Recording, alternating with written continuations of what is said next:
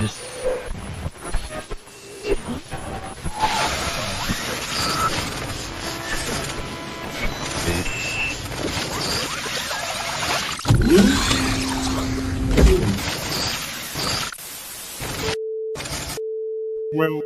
to your awakening. Please take care as your reality is adjusted.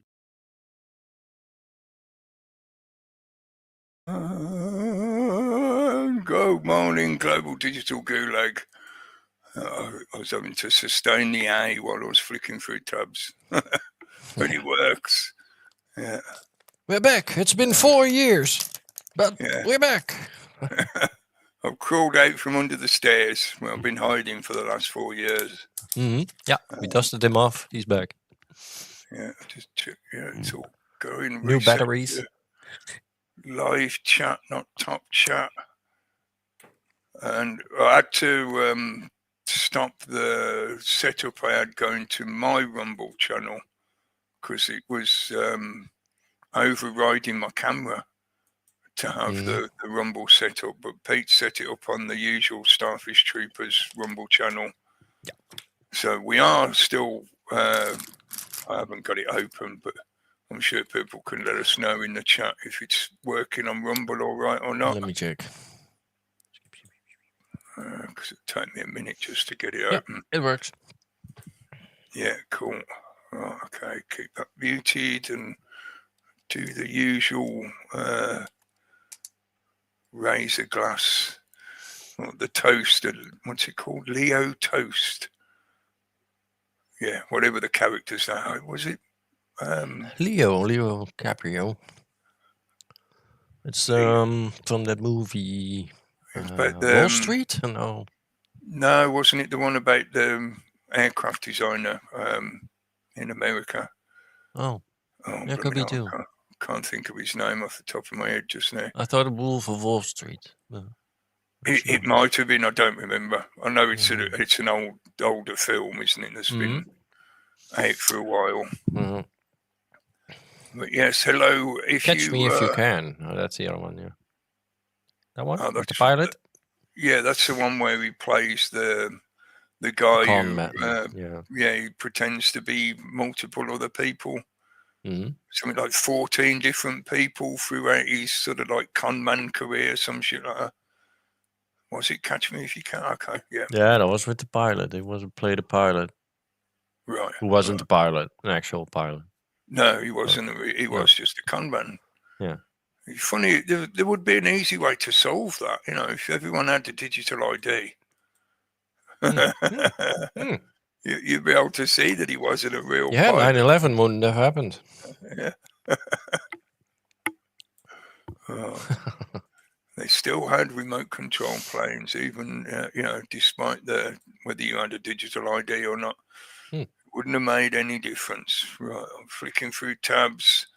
Yes, hello. If you have actually seen the notification and take any notice of it on my old original channel, there's several of you tuned in on that original channel now. Hello to you. Hopefully you're somebody that hasn't noticed it for ages and has just spotted it again and realised, oh shit, you got your channel back. Great way. Yeah, it took nearly a week. I put the application in last Tuesday. And it took until today before they made a decision on it. Rob's already shouting. Tom Hanks, wasn't it? Tom Hanks was in it. Catch Me If You Can? No. The link for what? Oh, for your other channel, probably. Hang on, I'll get it. I put it in twice already. He's daft. He's a boomer. Hang on. Boomer. He's just a boomer. Let me help him out. Just a boomer. There's the link. Boomer. Oh, almost exactly the same time. There you go. I'm not sure if mine comes through anyway. Because I don't think I've got moderator abilities on the Starfish channel. You don't? Oh, no. I don't think it doesn't matter. It's just I notice it hasn't underlined the link, which means it's probably not showing. No, then it's not showing. No, I cannot see it. Yeah, that's all right, man. You put it in. It's here. It's here. Yeah, cool. Thank you. So yes, got the channel back. Obviously, I think even though when you fill out the appeal, it's only a little one box. They give you a short, like I think there's 2,000 characters maximum, so you can only put like a short paragraph in. And it says in the blurb next to it on that page, it says, "We'll reply within 2 days." Approximately 2 days, something like that. Basically, like that's the standard time is a couple of days. But yeah, it took about 6 days for them to make a decision on my channel. So I'm guessing that means it had to have an actual human review. They couldn't do it automated. If it was automated, it probably would have got done a lot quicker. But I've got a feeling there's probably stuff on my channel that was too confusing for the AI, or just too much. I don't want to say not contradictory discussion, but discussion that includes both sides of the argument, well balanced, so they can't exactly attribute bullshit to one side or the other, because that was the problem in the first place. Under the previous terms and conditions, they were so restrictive. They could trap you fairly easily and claim that you said something that was in breach of the community guidelines, etc. So if they were honest, can you remember what it was? I'm pretty sure it was something to do with COVID. Yeah. But what exactly, I don't know, because the last video I put up was about the one episode getting censored. It's a video called "You Have Been Redacted." Because I did an episode, the episode prior to that, I can't even remember what number it was, what Sol Excalibre it was. It was probably number 36, series 4, episode 36, because that's the one that's missing after the last one that's in the live listing. And I was talking about the censorship, and I probably did end up talking about the COVID stuff again. I'm sure I've got the episode on backup disc, on my backup hard drive, but I can't remember exactly what the contents were. And it would take a little bit of searching for me to find it in my notes, because I know I've got the notes for that particular episode still on file. Because as I've mentioned before, not too long ago, I've got my notepad that goes all the way back to the first episode of Sol Excalibre that I did back in, I think it was 2016. So it would have been, 9 years ago. And that notepad file is what I've been using for doing these episodes ever since. Yeah. So, and I've got a habit of only having a few notes. I don't script the whole thing. Regular listeners know that. I talk off the cuff. I have a few notes that I use to remind me of things I wanted to mention. But other than that, it's not like it's a script in each section. But there's certainly a lot of notes there that at some point I'm going to go through them and make a copy, and I'll sanitize it from any information because I don't want to dox people, with channel information or personal information, etc. And there is some bits where I've got notes about how to get in touch with people and stuff like that. But if I sanitize it, then I think people might find it interesting to see the history of that note file, and you can see a lot of the progression, the footprints of the agendas, because based on the subjects that I was covering and trying to talk about, because it's one of the things that, although it's easy enough for me now, it's like, hello, welcome back to all the people that may have been subscribed to my original channel years ago, and you've been wondering where I went for like the last 4 years. Because maybe for whatever reason you didn't take notice of the fact that I kept posting videos saying, hey guys, they keep giving me strikes. I mean, any minute now they're going to delete my channel for talking too honestly about the COVID bullshit. and I gave people links to the backups I'd set up, including the Rumble and the Odyssey channels. So for those people that didn't realise what had happened, I don't know what the fuck you were doing to just not notice, but yeah, hopefully now you've seen it pop up again. But yeah, it's the progression of the agendas that if we go back in those files or go back in the broadcast episodes and listen to some of the stuff we was talking about like 7, 8, 9 years ago, there'd be subjects that we're covering that were basically speculative predictions about what's happening now. And this is a point, I've been banging on about this for nearly the last year. And, to me, it's been a fairly fucking difficult year this year. I've nearly died twice. I've been in the hospital twice for serious visits to hospital. Not like just getting not for fun, no. Yeah, not getting breast implants or anything. No penis enlarged. No fun at all. No, not at all. This year has been quite fucking a chore for me, but it was also, I think, interesting synchronistic timing. A lot of the things that we'd been talking about several years ago have all started now getting implemented. Not just this last year, the last couple of years, I think, when a lot of the things have really been pushed home. And certainly since the COVID event, I'll call it the event, just like that comedy sketch where they're talking about the event. 201, that one.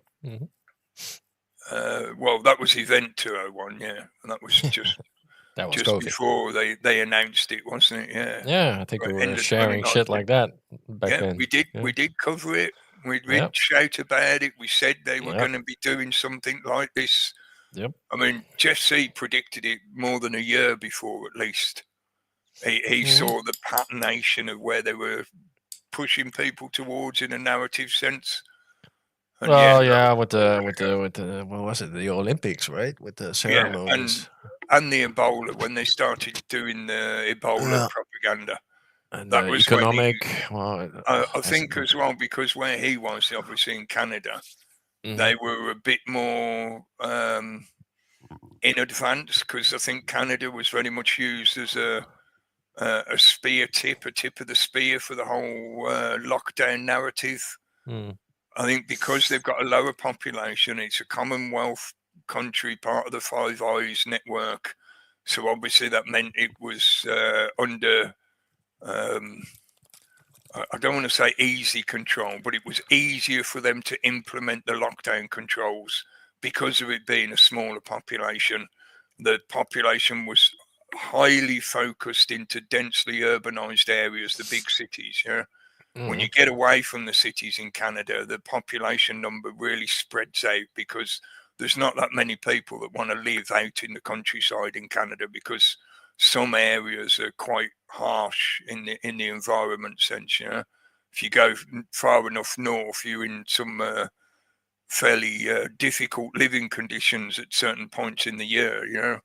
Wintertime can get down to like -30 and shit like that. So not that many people like living outside the big urban areas in Canada, which means I think they could implement a lot of the ideas they had about lockdowns and shit like that in Canada more readily. And that was covered by Jeff for at least a couple of years before they did the COVID narrative shit. I'm trying to remember her name. Asian woman that was the head of the emergency medical stuff in Canada for a while. I want to say something Wen. Her name was Dr. Wen or something like that. And they put out a documentary in like 2017, I think it was, talking about how if there was a major pandemic outbreak, how they would lock everyone down and how they would introduce health passes, like the vaccine passport idea, basically. and they would want, you know, everyone to show their pass to say that they'd been medicated. They didn't say vaccines at the time. They were just talking about treatments and whatever, you know. That's it. Yes, thanks, Roscoe. Hi, A Roscoe. Chinese woman, wasn't it?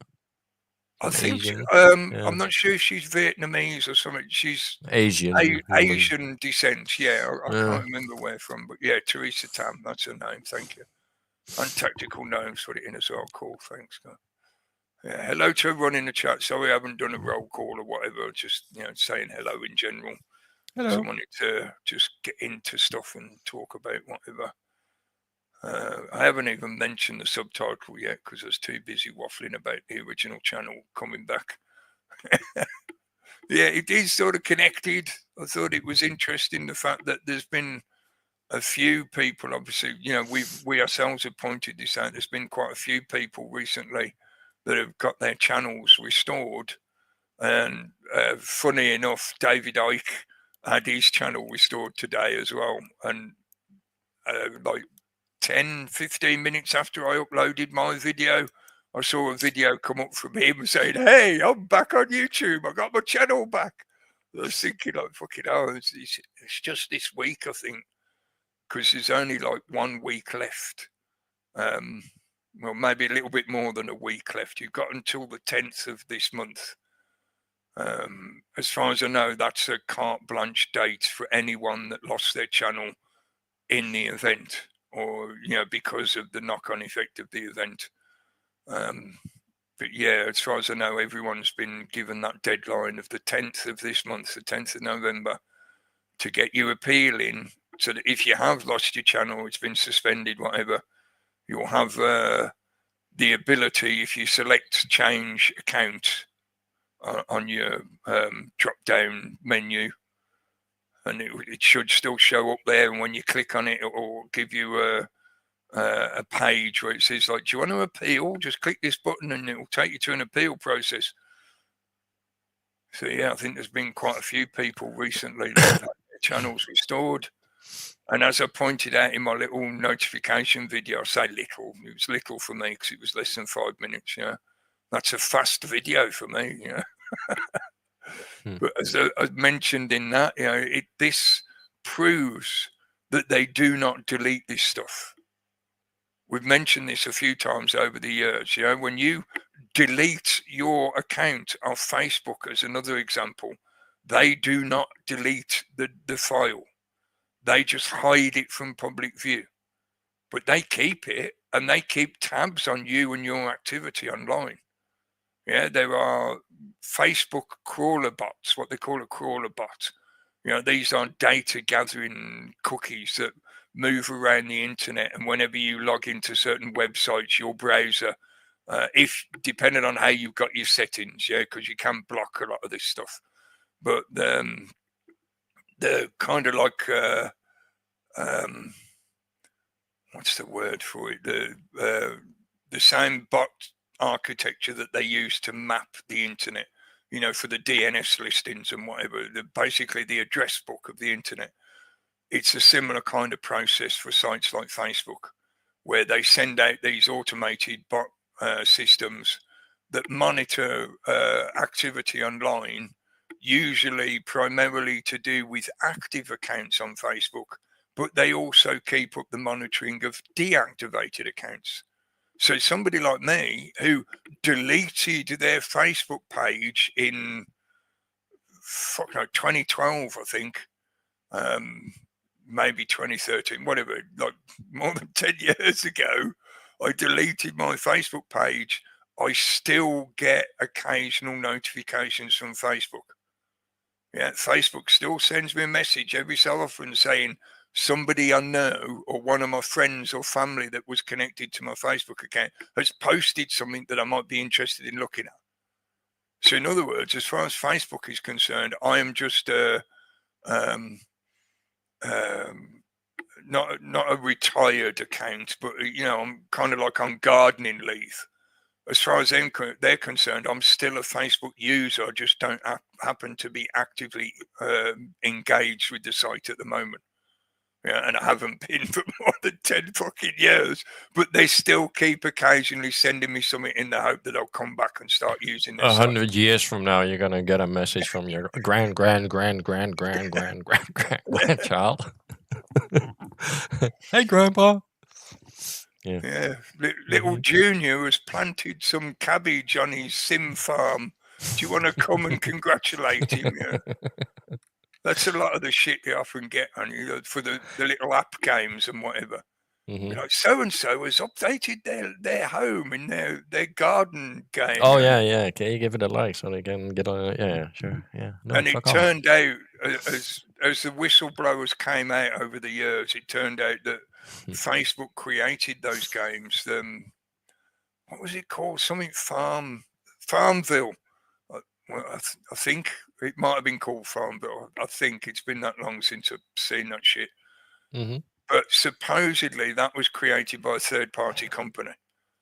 But it turned out that Facebook had actually funded the creation of it deliberately to try and keep people engaged on the platform.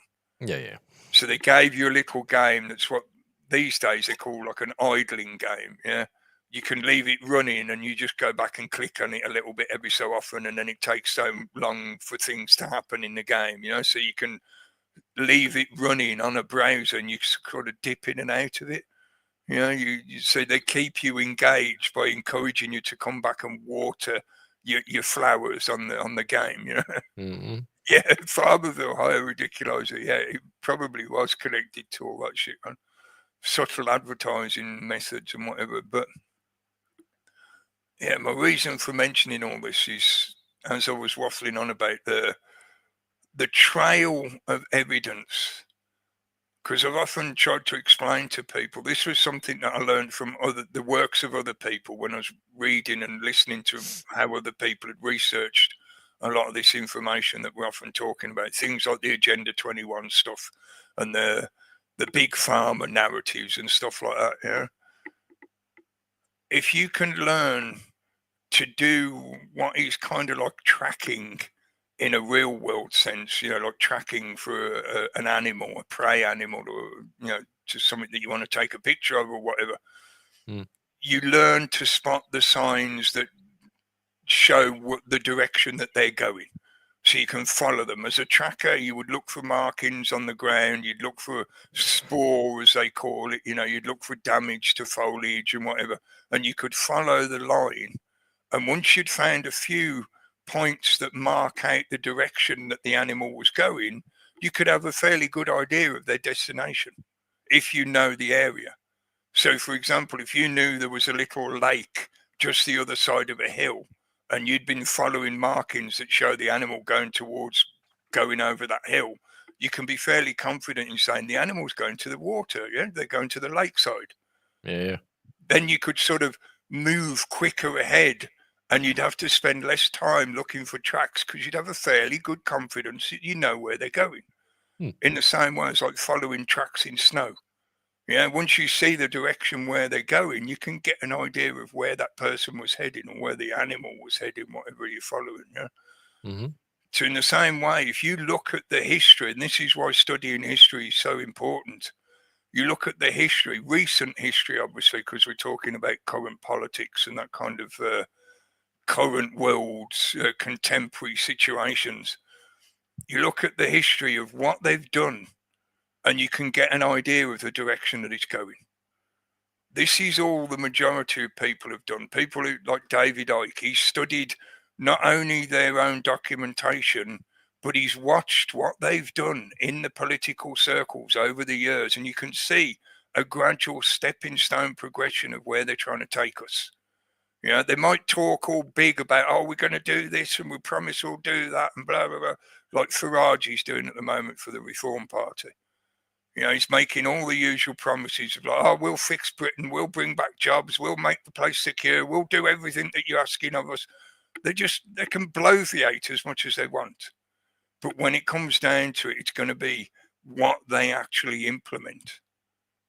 So in that manner, you can sort of, listen to all the shit they're spouting, but look at what they actually do or attempt to do. They might not succeed in some things, but they'll still attempt to do it. in the same way as they attempted to force us all to have a vaccine ID system. Yeah. And thankfully, most people had started to see through it by the time they were trying to forcibly implement it on us. So they lost the impetus, I think, fairly quickly. I think that's something that they've learned from now. So they know that once they do it, they'll implement it in a much quicker fashion. And a lot of the infrastructure and the architecture of those kind of systems have already now been built. So they don't have to do shit like they claimed at the time. I know a lot of this was a cover story, but they claimed like, oh, we've got to research how to have an app that could do the track and trace stuff, so we're going to throw 4 billion at this company to write an app for a system that was already fucking working in the real world anyway. It was absolutely fucking pointless expenditure. It's just financial theft, basically. Quangos that could disappear money in the same way as the PPE money, like the Lady Monet. She's one letter short of the word money. Her name is Mone, Monet. So all she needs is the Y at the end and she'll be Lady Money. And she got paid a nice little sum for producing PPE items which never actually fucking manifested. Or the things that she did make ended up being so shit they were not serviceable and they got thrown in the trash anyway. Waffling. But at some point I will try and get that notepad organised in a way where I can, I don't know, post it as an article or maybe do it as a slow roll video or something so you can see the notes from each episode. And of course, there isn't guaranteed one episode per week because there were some times when I weren't available or we had the week off or whatever, but it's not far off that. I think we averaged about 45 shows per year out of the 52 weeks. So we only missed, 4, 5, 6 weeks each year. You're on 31 now, so. Yeah, and this didn't start at exactly. No, you missed a few in the beginning of the year. Yeah, and there was some missing when I was in the hospital and stuff as well. So, oh, Mascara, thanks for reminding me that. I will try and remember again. I know I forgot about it again last week, but then I was on a roll ranting about Tolkien. So, hello, Roberto, and hello, Michael Madcock. Good evening. Yeah, good evening to everyone in the chat. Sonia, hello. And Paul is in the chat. Mascara's in the chat. Rick, hello. James. And I know there's loads more. Tactical Gnome, Roscoe. Good evening to you all. Dr. Rob, hello, mate. You missed 8 episodes, Rookie, so you have some catching up to do. Yeah, so this year will be a bit shorter than average year. Hello, Mr. Smith. Thanks for joining us. Hello.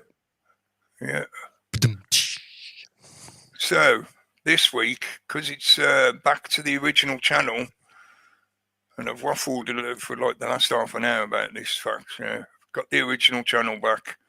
Please be aware that because now I've got this back, I will be using this channel as the main channel, but the original channel. So my activity on the other channel will reduce. I won't stop using it because I will keep it as a backup because that's exactly what it was for in the first place. Yep. And I will try and re-upload the episodes onto there just as data copies, just so they're a bit more resilient in resisting censorship if there's multiple copies on different channels mirrored. But yeah, please be aware, if you're not already subscribed to my original channel, please go and do so because I will be using that primarily again. I know some of the subscribers I've got may not be active anymore on the YouTubes simply because this channel goes back to like 2010, which was when I very first set it up.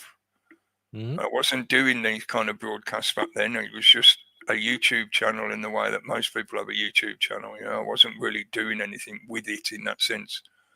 I didn't really start making use of it in that kind of way until 2011. But I know, out of the, 2000 and something, I think it's 2030 something. Yeah, I know some of them probably won't be active anymore, but the majority of that number are all genuine channels.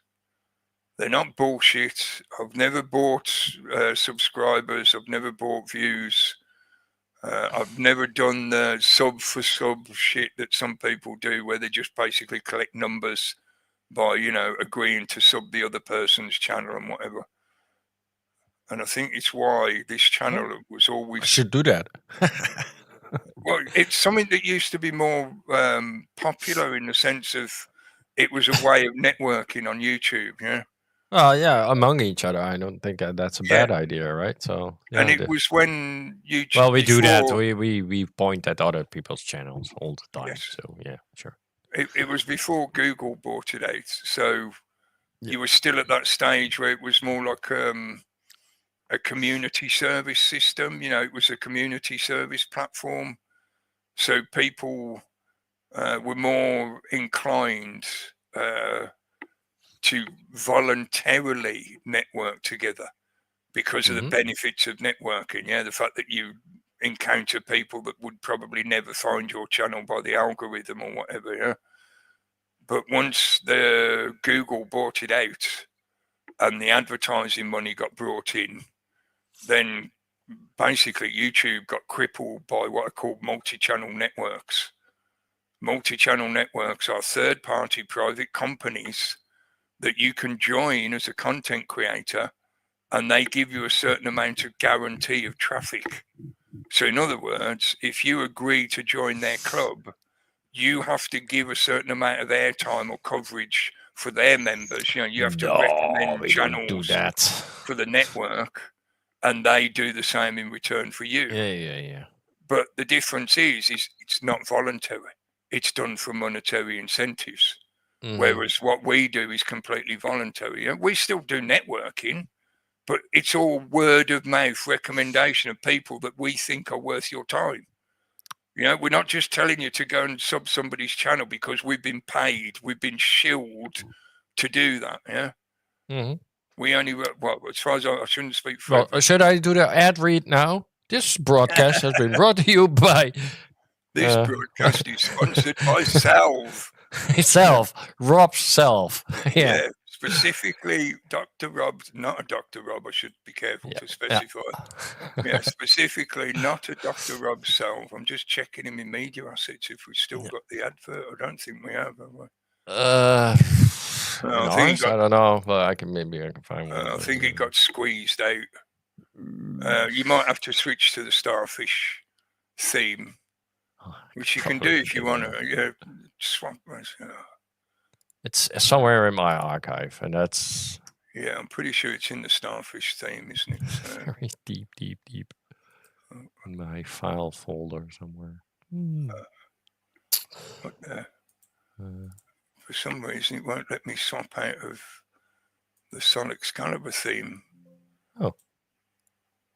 That's new. It's not done that to me before. I can't...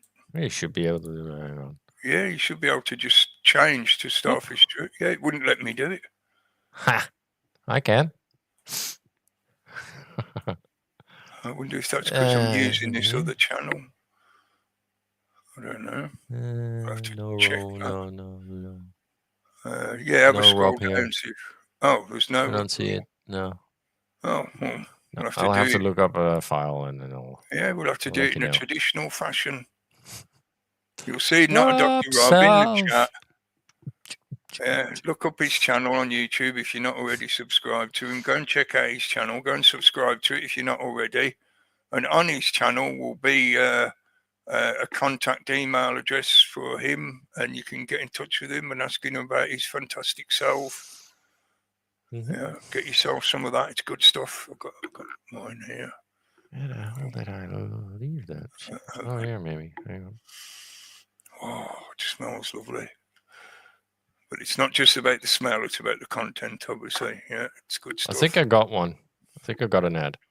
All right, do it if you Here got we it. go. Yeah. Your aches and pains. Yeah. Pure organic ingredients, homemade natural remedies. CBD salve, CBD salve, a little salve for the skin. Rub away all the sin. Order now, do not wait. Send a mail, don't be late.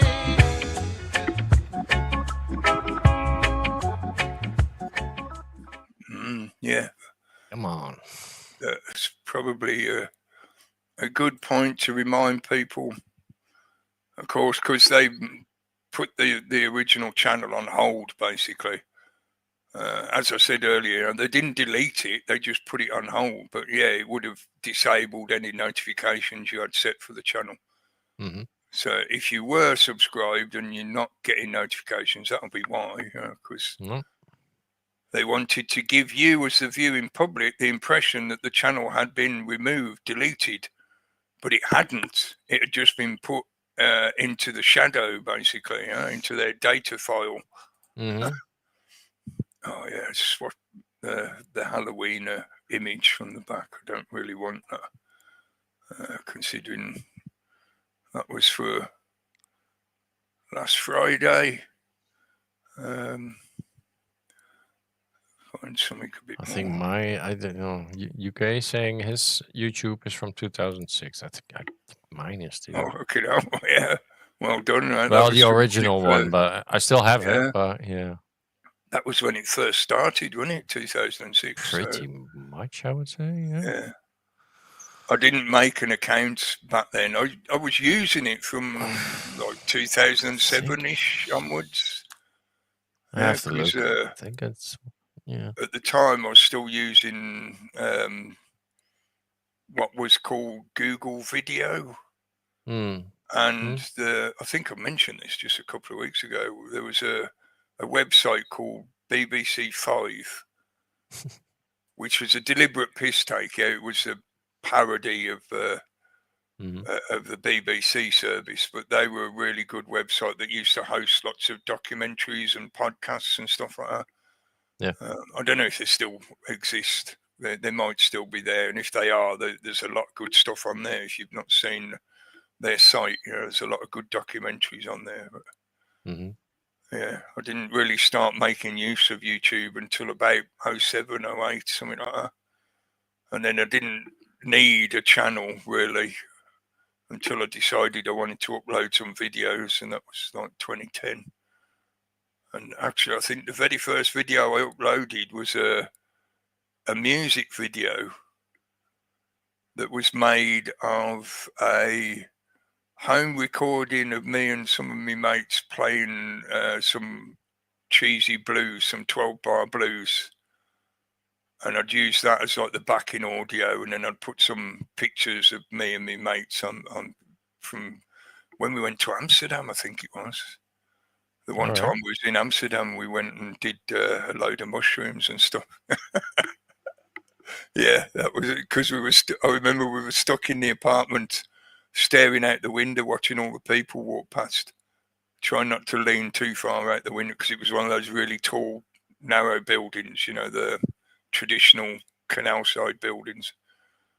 So we were quite high up, but yeah.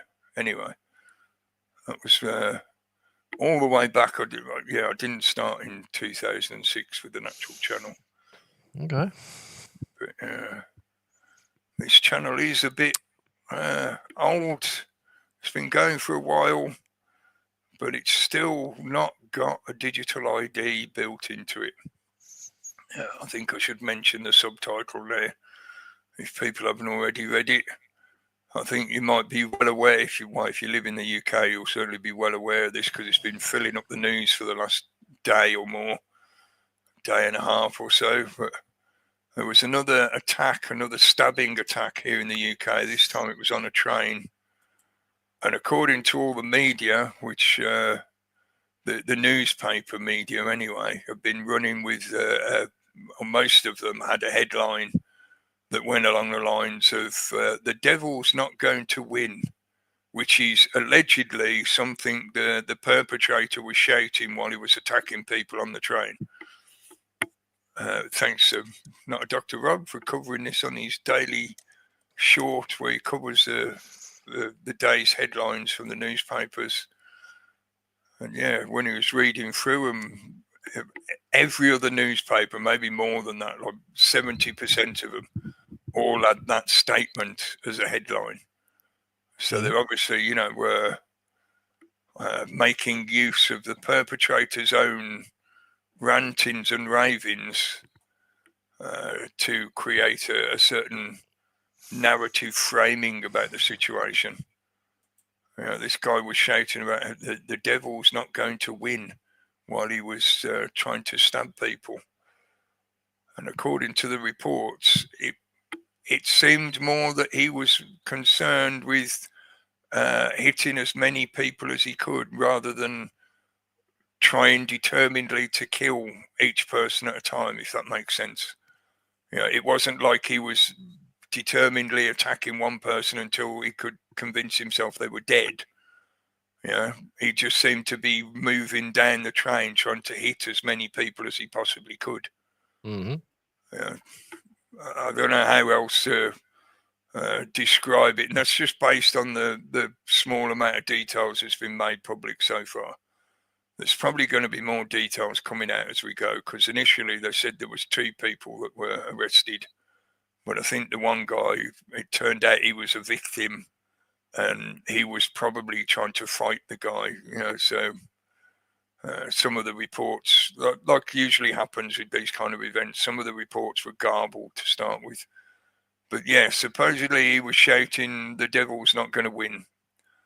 And considering the timing of this event, the situation, the narrative that's been framed in the media, etc., the first thought that came into my head, and maybe it's just because I'm terribly cynical and looking at this from a kind of black pill perspective, but the first thought that went through my head is like, oh, right, so now if they had digital ID and if they had control over people boarding or disembarking the train, then this, more than likely, this would have been prevented, you know, because he would have at some point had to walk through a scanner or present some kind of ID, which could have potentially given a guard an opportunity to suspect that this guy was dangerous, or maybe even search him, or maybe, you know, if there was a scanner, something would have come up on the scanner, etc., etc.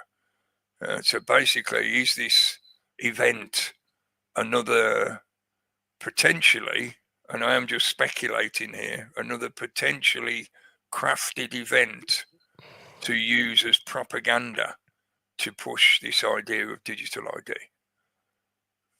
Because already they're starting to now rumour that maybe they should have scanners at the train stations. And this is something that's been suggested quite a few times before over the years, certainly at the bigger train stations, you know, the major city hub stations. Mm-hmm. Because most of them are laid out in such a way that it would not be difficult for them to introduce scanners, metal detector scanners. You know, these are similar devices to what they have in a lot of the inner city schools, because I'm sure most people are aware of this now.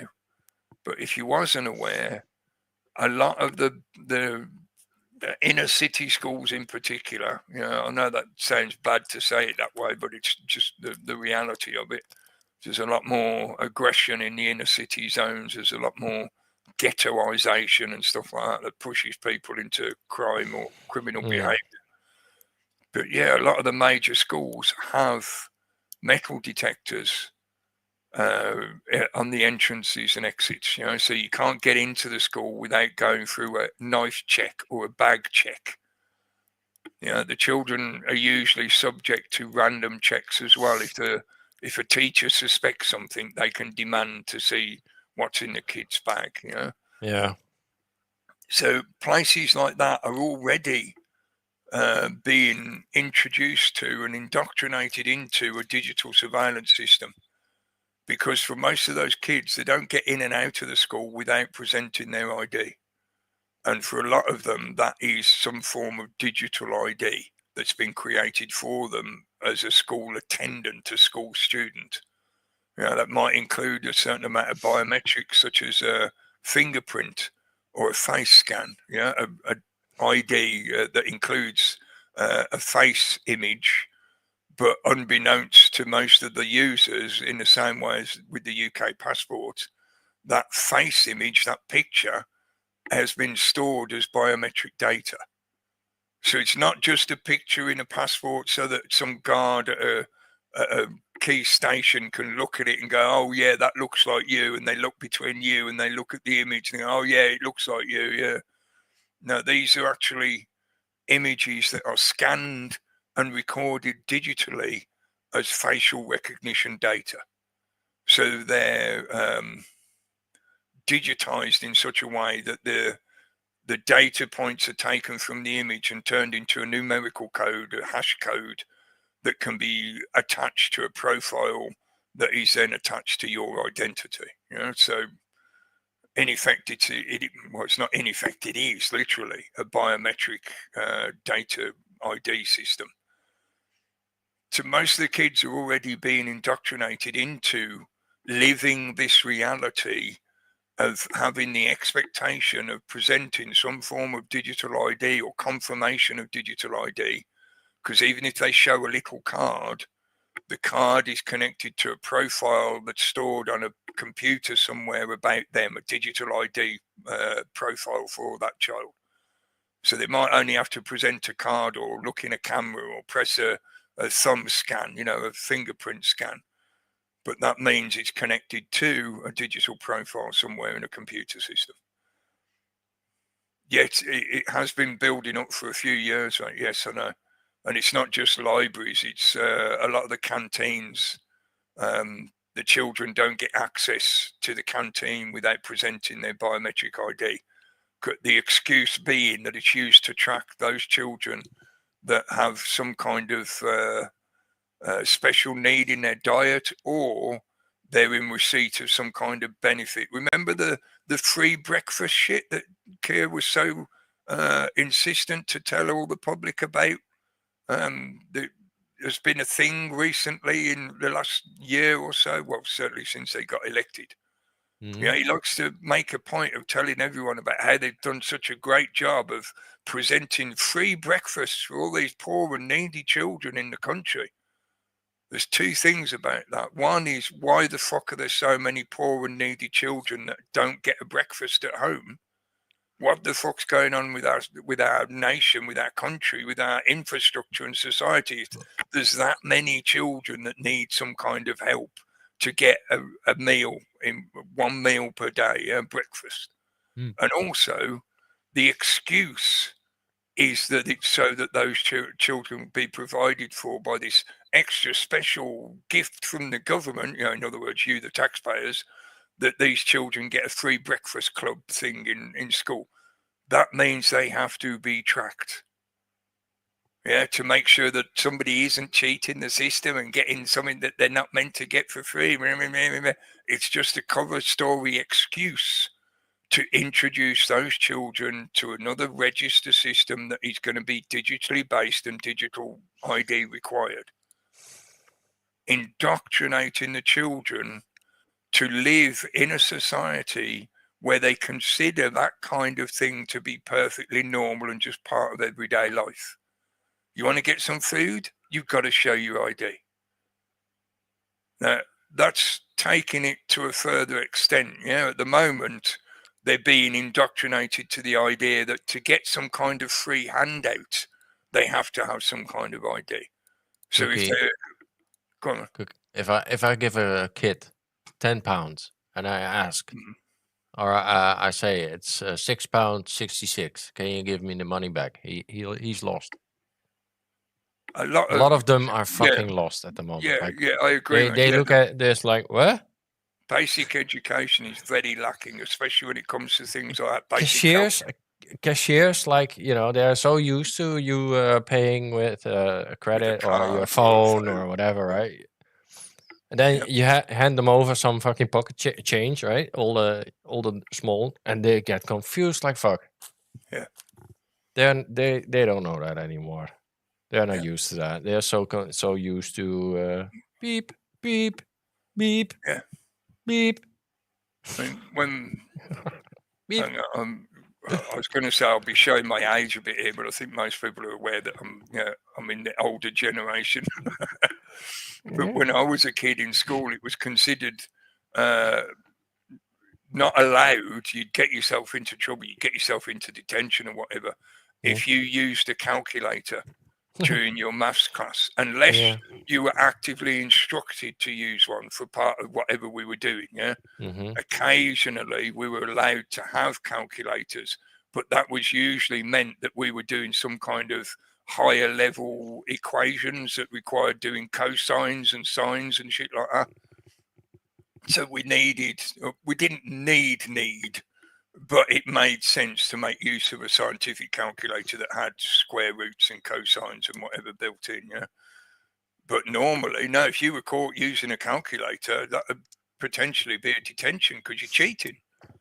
As far as the teacher was concerned, you're cheating. You're supposed to be able to do it all on paper or in your head, one or the other, or both, preferably. You were meant to be able to show all your working out and everything of how you reached your final result. So now, thanks to the ubiquitous nature of devices that have some kind of calculator function built in, whether it be a smartphone or a tablet or a watch or even the fucking ring, you can get those digital rings that you can do commands through and whatever.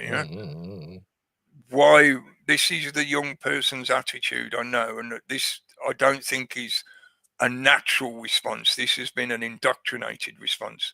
Their attitude is, why bother when I've got all these devices that can do it for me? In the same manner as you can learn to know the approximate time per day without any digital device. I haven't worn a watch in like 40 years, but I'm generally on time for whenever I've got appointments because I'm surrounded. Yeah, it works better actually when you don't wear a watch. Yeah, you get more lazy. You will have a better general knowledge of the time of the day once you get used to doing it. And if you, for whatever reason, you need to know exact timing, say you've got an appointment or something, there's devices all around you everywhere that have the time on them. Yeah. When you have a watch, it's like, oh, I got another minute, or I got another minute, or I got another minute, and 10 minutes are gone, and you think, oh, fuck, I gotta hurry. Commonly, there used to be a visible clock in most town centres. For that exact reason. If you needed to know the proper time, there was probably a clock tower somewhere in your town centre, in your city centre, lots of places in the city. But the point being is like, most people have grown out of that habit. So now most people either... What is this? I've still got a slide rule.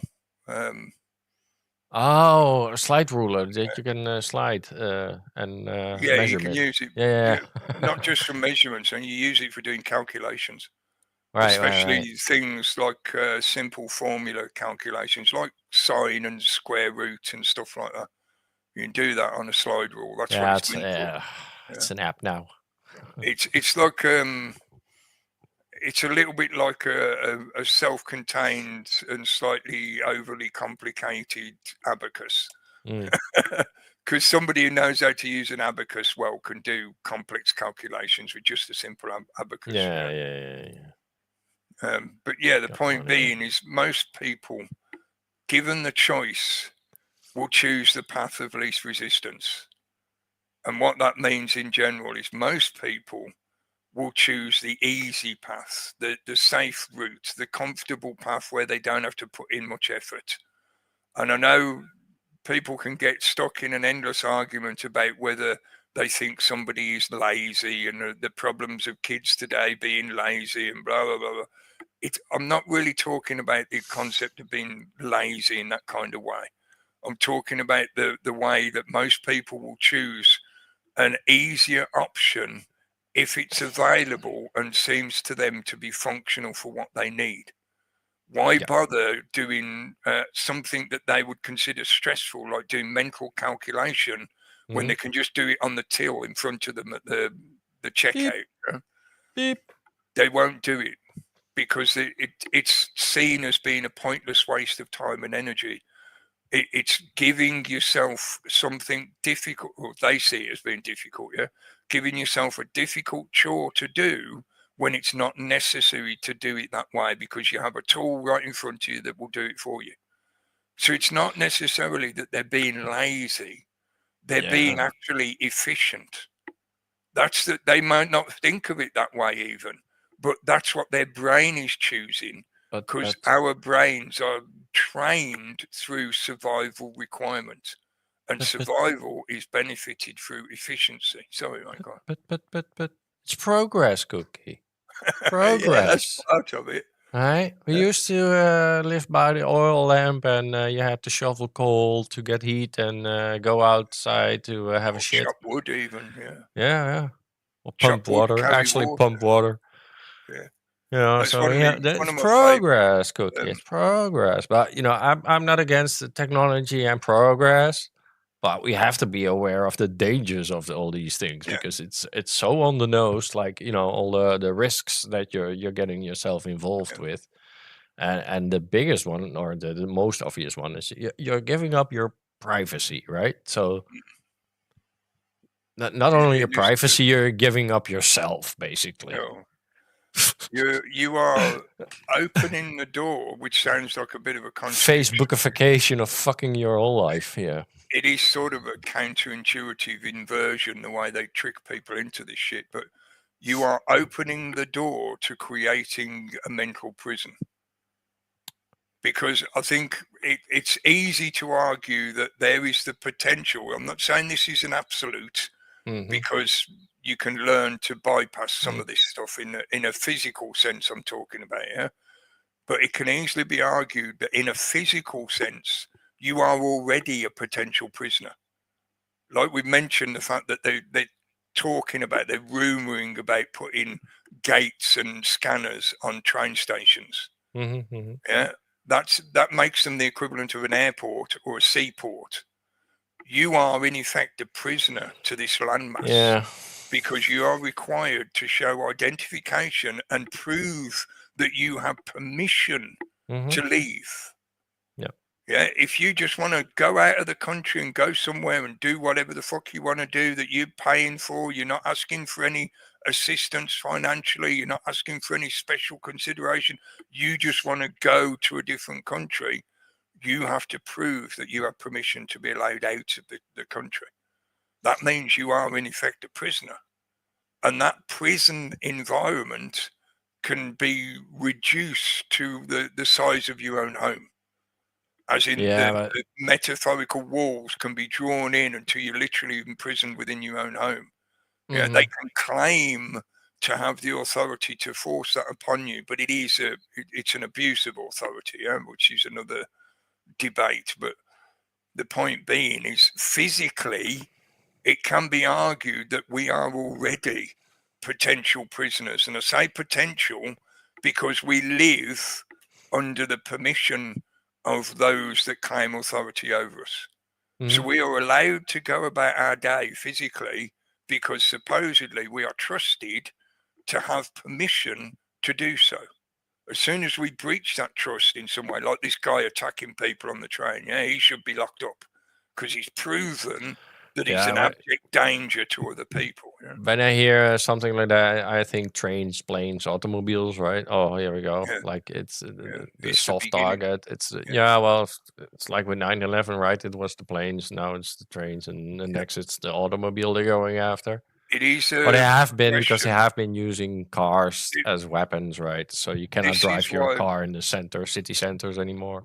Yeah, this is why I mentioned earlier about seeing the footprints of where it's going.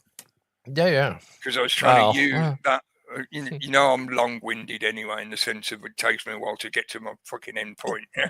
Because I'm trying to paint an image here of the big picture, as it were. But that is exactly what I'm referring to by that reference. Yeah. It's acknowledged historically that if you study any oppressive, what most people would call fascistic or known to be fascist regimes, And I would include in that the hardline communist systems as well that are demonstrated through history. Some of them are still going, like North Korea. It has been proven again and again and again through that historic study that these kind of tyrannical regimes always want to control your movement. Yeah, they want to control your physical movement, your ability to trade or exchange with others, and your ability to have access to information, whether that be from outside their control or within your own borders, like us talking to each other. Yeah, these are it's more and more about less movement, isn't it? With the 15-minute city where we're getting pulled into little If pockets. you want to reduce, or if you want to introduce people to an environment where they are supposedly restricted to a 15-minute geofence zone, so that's another reason I mentioned the digital devices, because we've already started to see the implementation of geofencing, and this is going to be relevant, connected to the digital ID and all the other shit they're trying to introduce. The restriction of movement means intercity travel is going to also need to be restricted. Why? From my position, I'll use myself as an example. I'm in the Midlands. I'm just outside Coventry, the city of Coventry. I'm not too far away from Birmingham. I'm sort of in between the two cities, a tale of two cities.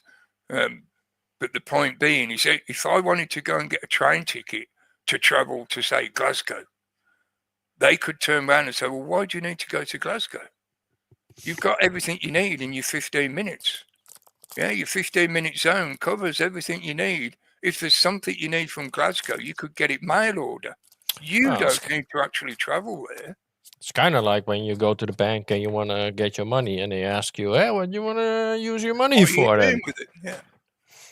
Well, that's where it's being normalized already, right? There, where they have that question. Yes. Like, oh, so where are you going then? Why?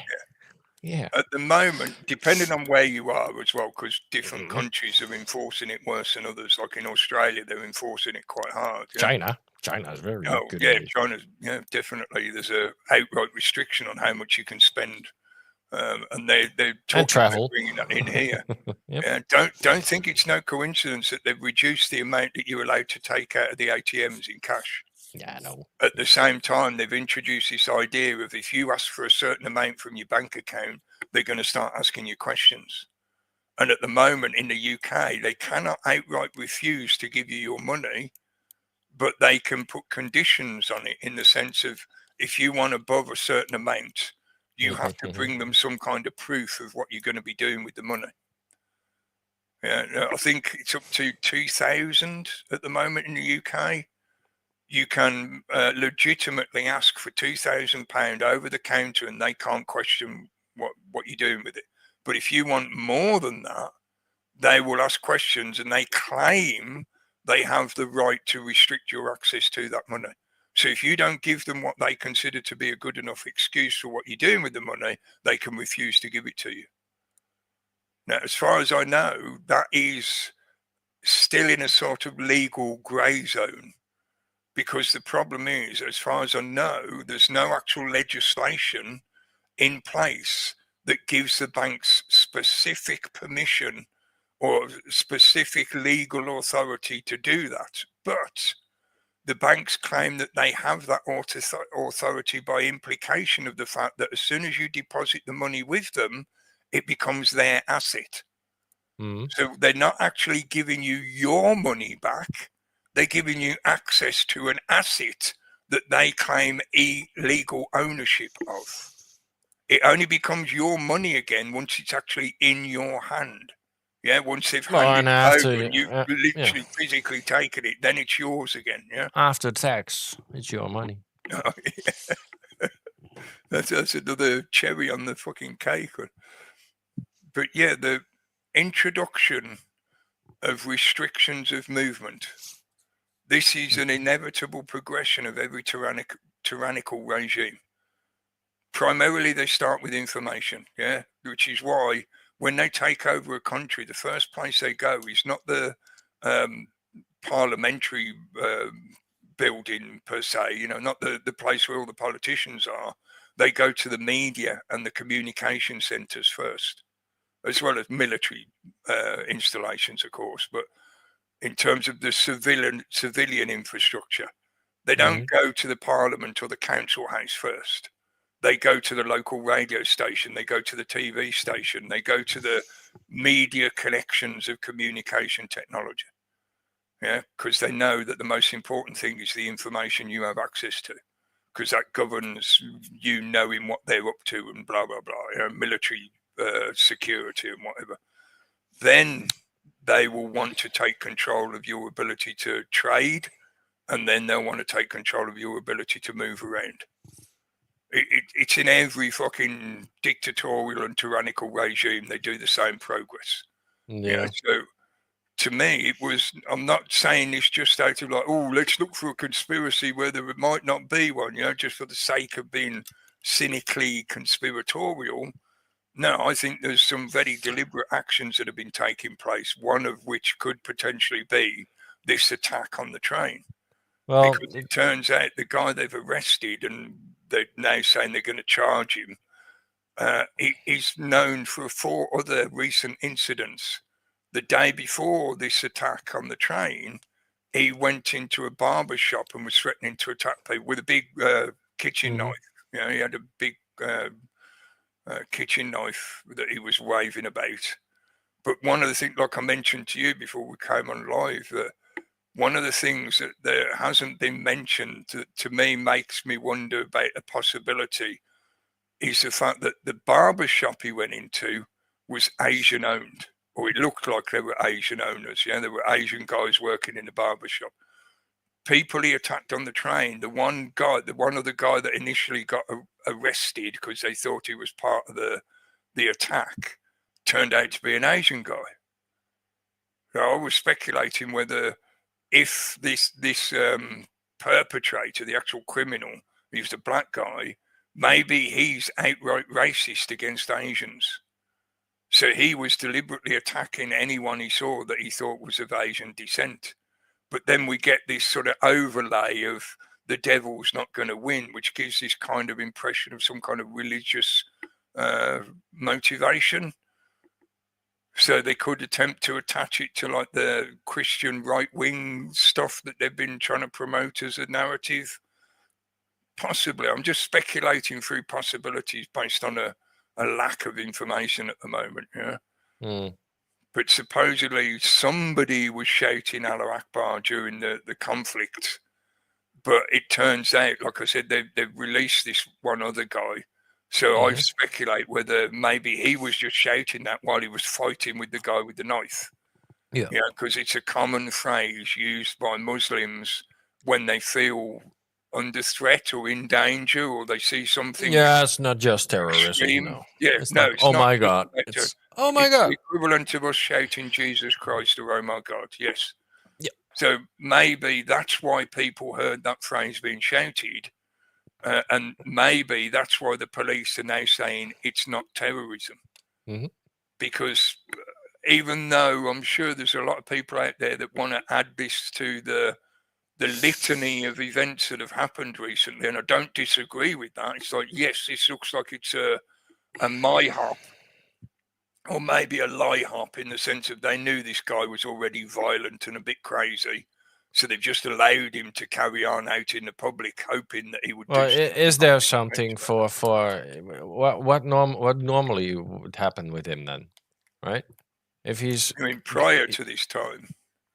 Yeah, well, he probably would be with the last one, right? Where because that was just before this happened. So I don't know if the police was still investigating or he was arrested for it already. I don't know that. Because it was like a week before, a couple of days before, I think, with the barbershop. That was just, but he was already had 2 priors to that. Yeah. Yeah, there was a couple of other incidents. Probably still looking for him or trying to find him or whatever the fuck, right? Yeah, they didn't give any details in the news report, so the only details they gave was about the barbershop. And at that moment, he probably knew, like, oh, they're going to be looking for me, right? So if I do, so. That it could be like a desperation thing. Okay, so I'm gonna get caught anyway. So supposedly he was shouting at the police to kill him. So Yeah, similar yeah, to yeah. other events that have Yeah, been, suicide by cop. Yeah. yeah. So Yeah. there is, and I'm not saying this just to create excuses. I'm not a No, bleeding heart but liberal or whatever, but we have to there be is a real, right? strong, yeah, you have to be real about these situations. Yeah. Yeah. There is a strong possibility that he was a crazy person, to put it simply. Well, He had obviously. mental problems that Obviously. were emanating as violently attacking others. Mhm. And he was in a situation where he had a big fucking knife, and he was on a train between stations, which basically means whoever is in the carriage with him is stuck in that carriage with him. Yeah, and there's nothing in the system that can take care of these people before they, do shit like this. Because now you just get locked away in a prison, and they'll throw away the key, and that's that. Potentially, he might get released back into the community under supervision. If they make an argument that he only did this because he's got mental issues, he could very well be I would released love back to into see the world. that. Nah, not with 9. Possibly. So far, there's only one person that's said to be in critical condition, and even they're said to be stable. Yeah, So okay, he but didn't still. kill anyone. He just went along the carriage, stabbing everyone that he could get to. Yeah, so that's what I said earlier. It pretty seemed that bad, Cookie. Yeah, I'm not saying it's not, but it didn't seem like he was determined to make sure somebody was dead. This to me Yes, he more was. like One fucking guy covered a girl, and he got stabbed multiple times. He's the guy that got most critically. he's the one he that's was been protecting critical. people. Yeah. Yeah. The worker. Yeah, but worker. that I could see that being because he was following the guy, trying to stop him stabbing other people. But the guy seemed more interested in stabbing as many people as he could. Yeah, look, a knife is less effective than a fucking gun. So Yeah, it's pretty hard to kill somebody with a knife. It's not stab and you drop dead immediately. It doesn't work like that, right? If it's the same one he had in the video footage of him at the barber shop, that was a big fucking knife, mate. It was a like 9 or 10 inch kitchen knife. Yeah. It wasn't something so you could easily kill someone with a knife like that with one strike. Yeah. So this is the thing. Well, it has to be at a specific spot then. Okay, but yeah. Yeah, possibly, yeah. But again, this is why I'm saying it seemed to me that he was more concerned with hitting as many people as he could. Because he could have just stopped. But he's not going to get away with this. Made sure that one person was dead, but he didn't. Mm-hmm. He seemed more interested in moving through the train and getting everyone that he encountered. It's like he was going up there going, he's one for you, he's one for you, he's one for you, he's one for you, yeah? Yeah. So that, to and me, he threatened to kill a bunch of people the night before in a barbershop. Yeah, in the barbershop, yeah. Mm-hmm. So because there's no other he's not going to get out, Cookie, no way. That will be, I'm only being somewhat pessimistic, because here they're not in the stop UK oil, at the moment. Yeah, but there's somebody used the phrase a couple of years ago, at least now, when Trump started doing the MAGA shit, the MAGA, and somebody used the phrase here, but said make asylums great again. Because one thing that's happened over the last, it's been at least a couple of decades, it's been a steady progression, but in the last few years, it's definitely got worse because of shit like this. In the UK, they've gradually shut down most of the institutions that used to care for people like that. Yeah. So now they do what they call care in the community. Yeah, and there are literally highly violent, dangerous people that are being left to live. Yeah, possibly low. It doesn't matter whether they're geniuses or whatever. Right? They're violent. That's what fucking matters. Yeah, they're dangerous to other people. Some of them to themselves as well, obviously. But the point being, they are no longer in a situation where they're being taken care of by people who are trained and experienced in helping and looking after someone like that. Instead, they're left to take care of themselves to a large degree, living in the community.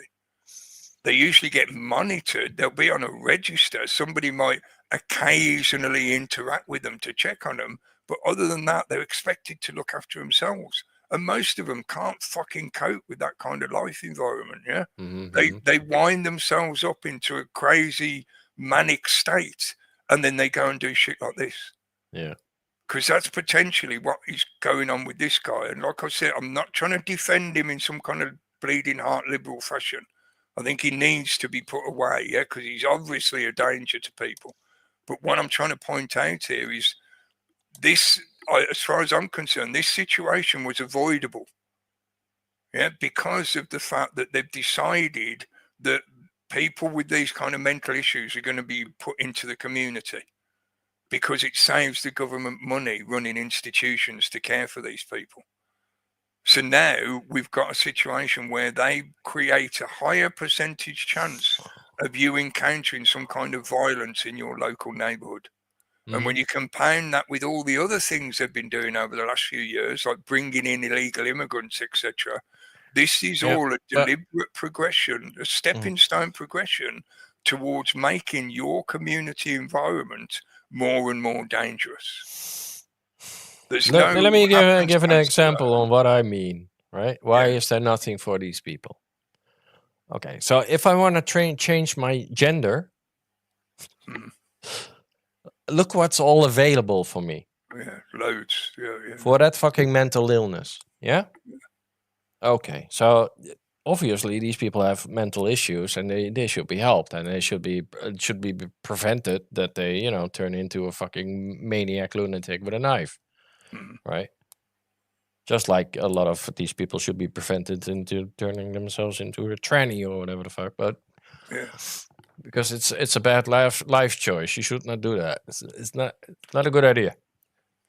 Right. So why is there so much emphasis on that, and there's and zero on the other, right?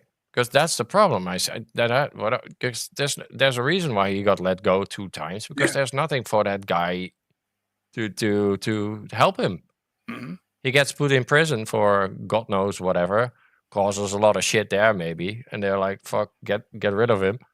Good riddance. Yeah. And he's back out on the street. See you next time. Yeah. Right? And they know it. Like, oh, well, we'll see him back in a couple of weeks. They know it. Yeah. The cops know it. Everybody know it. Yeah. So that seems to me the problem, right? So we know what the problem is. We know what the reaction should be, right? But we're not getting any of that.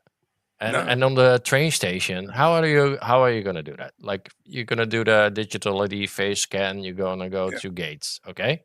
You can do that on big main stations, but are you going to do that on? That's the thing. Yeah, that's the thing. The smaller stations are not going to be easily done in this kind of way. So you still have a weak spots in your fucking system. Yeah.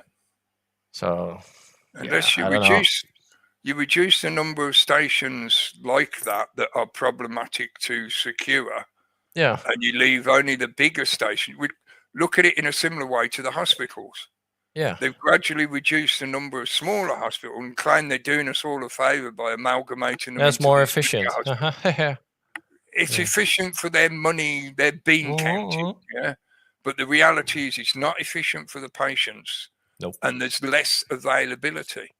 Yeah, because they've deliberately, as they've amalgamated all these smaller hospitals, instead of making one that was the equivalent to all the smaller hospitals, they've made it only equivalent to about half of the number that they've shut down. Yeah. So if there's like 10 hospitals, the mega hospital that they build only provides the same kind of coverage as 5 that they've removed. So in other words, we've had our services reduced purposefully, deliberately. That, again, is to save money, according to the government. It's not really to save money. It's to enable them to steal more. Yeah. Because that grand theft situation is still ongoing, As I said at the time, and I was one of the first people to fucking say it, the whole COVID debacle was the largest transfer of wealth in recorded history. Yeah, literally a bunch of rich people stealing the productivity of the mass of the population, the largest movement of wealth up the pyramid in fucking history. And this is another similar situation. They're reducing the availability of services so that they can cream off more money in their political game playing, their quangos and whatever else fucking bullshit, like the PPE payments and whatever. Yeah, they take away control, right? They're shifting the control to corporates and Yes. NGOs Yeah. and It always has been them, but now WEF veil is- for yeah. the WHO. as more and more of the population are losing trust in the political system, the reality of the infrastructure that is built upon the corporatism is being revealed. It's always been a corporatist system.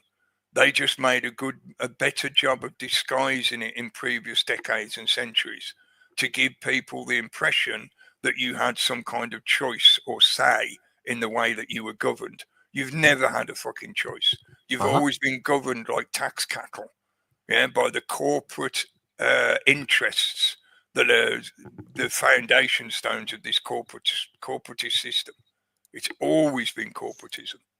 Yeah, because it's not really about money. They can print money. They can make money whenever the fuck they they can want. print Right? as much They as can they take it from you whenever they want. They can give it to It's you whenever about they your want. So, energy, because your energy gets converted into little bits of fiat paper that we call money, and that then can be banked and stored. So it's the equivalent of your energy being put into a battery. Large part used to be controlled by oligarchs, right? And now it's the technocrats. It's the Googles and the YouTubes and the oligarchs are still there. It's just that they're making use of the technocrats to be they're small fish now like compared engineers. to data. Yes, yeah. The oligarchs are still providing kind of like the financial resources.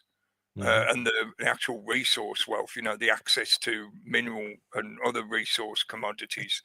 But the techno bubble. Remember that one? Yes, like the techno bureaucrats are like the engineers tinkering with the mechanics of the system. Yeah, they're trying to reshape the engine to be a technocracy engine. Prior to that, it was a bit more internal combustion engine kind of style. Now they're transferring it into like a tokamak technocracy fusion plasma driven system that once it gets going and once they close that donut, that magnetic donut to seal the plasma, you ain't fucking getting out. Yeah, once they force digital ID on us and then they introduce the CBDCs, you ain't getting out. Because it will be a rapid succession of things like the implementation of 15-minute cities, which means the implementation of geofencing control systems, which means places like the train station will become inaccessible unless you have permission to move regions. Yeah, you will have to get permission to go from the West Midlands to the borders of Scotland, like my example earlier of me wanting to go to Glasgow. If I wanted to get a train ticket from here to Glasgow, I'd have to have some fucking good reason for why I need to go to that other city. Because otherwise, I could do it online. I could phone whoever it is I need to speak to. I could have the item mail delivered to me if it's something that I'm buying or whatever. Yeah, this is also the reason why eventually, and this is in their own documentation, and I've mentioned this multiple times over the years, they don't want you to own your own vehicle. They don't want any more private ownership of vehicles, not unless you're in a certain wealth bracket, which is far up the pyramid. Don't think if you're middle class, you ain't getting access to a personal vehicle. This will be for the uber wealthy only who have special permission because they can pay tons of fucking money into the system. Yeah, they'll be able to buy the license required. Yeah, I gave up on cars, but for other reasons, but similar, I would say. Because I kind of see them as useless, but yeah. Because if you don't own it's your a money vehicle, pit. It's a money pit, especially if you buy a new car. You drive it out of the fucking showroom and boop, 20% gone. Whee. Yeah. You have to pay a monthly subscription via an app, otherwise the vehicle doesn't work properly. Well, that's the cars today. Yeah, well, that's I wouldn't even start on that. That means you don't own it. You're just renting it. It's a smartphone. That's what you're buying now with wheels. You're buying a giant smartphone that is like when you sat inside it, it's like you've been in a fucking microwave. They even look like smartphones now on the outside and like laptops. They look like computers now. I don't like the modern cars at all. Nope. But when you combine all these potentiality, and I'm only saying potentiality because some people will argue, oh, it's not happened yet. You're just talking conspiracy shit. It's not going to happen. I talked about this shit 10 years ago. Lo and behold, in the last few years, or certainly since the COVID event, some of the stuff that we were talking about 10 years ago has actually literally fucking happened. Yeah. They're now doing everything they can to try and trick, persuade, cajole, or nudge you, psychologically manipulate you into thinking that digital ID is a good idea and you should have one now. So what I was talking about 10 years ago is literally happening now. Yeah, so people who argue, oh, it doesn't happen yet, you're just talking, fuck off. You are part of the fucking problem because you can't face reality, because you're so naive and childish that you think somebody won't do that to us. Oh, they'll never do that. They care about us. They're the government. They take care of us. You're a fucking moron. Look at the situation we're in now because so many people have gone along with it. Oh, well, you know, it's just a little bit. So it's just an inch. You know, their dick is gradually going further and further in your ass. But it's only going in an inch at a time. Have you realised yet that it's starting to poke you in the fucking head? You know, because it's that far up your fucking ass now because you keep giving an inch.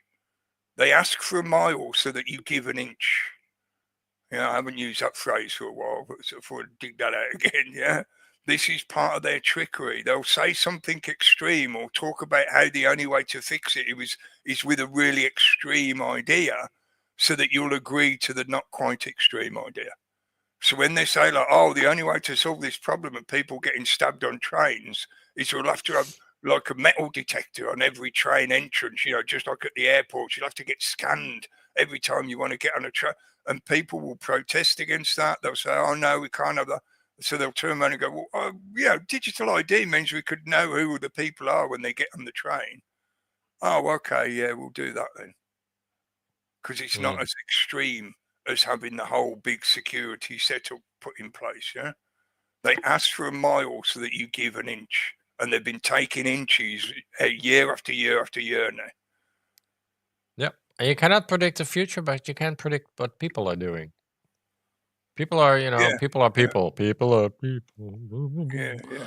Right? So it's not, we're not reading a fucking glass bowl here and see the future and it doesn't work. You just look and listen. They don't hide any of it, right? Really, if you know where to look and know where to listen, you'll find out what they're actually up to.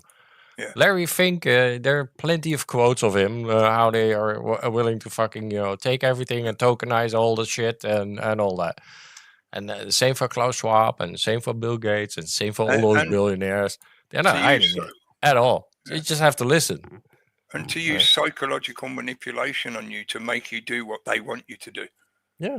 You know, Larry Fink himself has been quite upfront about that, about how they will manipulate the public's perception, you know, through financial manipulation, but other methods as well. Yeah. He didn't mention what other methods. He just talked about nudging and manipulation. Yeah. But financial incentives, Cookie. Financial we will create your behavior. Is how he phrased it. I'm paraphrasing him a bit, but you know, that's what he was talking about. It's a Pavlovian tactic, right? Yeah, because they tell people what they're doing because they know the majority of the public just won't believe it until it literally smacks them in the face or, you know, steals something from them. They won't believe it because for the majority of us, we're all hobbits living in the Shire. I listened to that Elon Musk and Joe Rogan interview, and there's a few little interesting bits. But Musk was doing his usual. It was just another fucking sales pitch. Flying cars. I was going to mention. Yeah, he's hinting that he's going to introduce flying cars and shit. Yeah. So, like I said, it was another sales pitch opportunity for him. Yep. But the one thing he did use as a metaphor, and I know a lot of other people have used this same meme, but for the majority of the population, not just in the UK, in most countries, this is true. The majority of the population, we're all hobbits living on the Shire.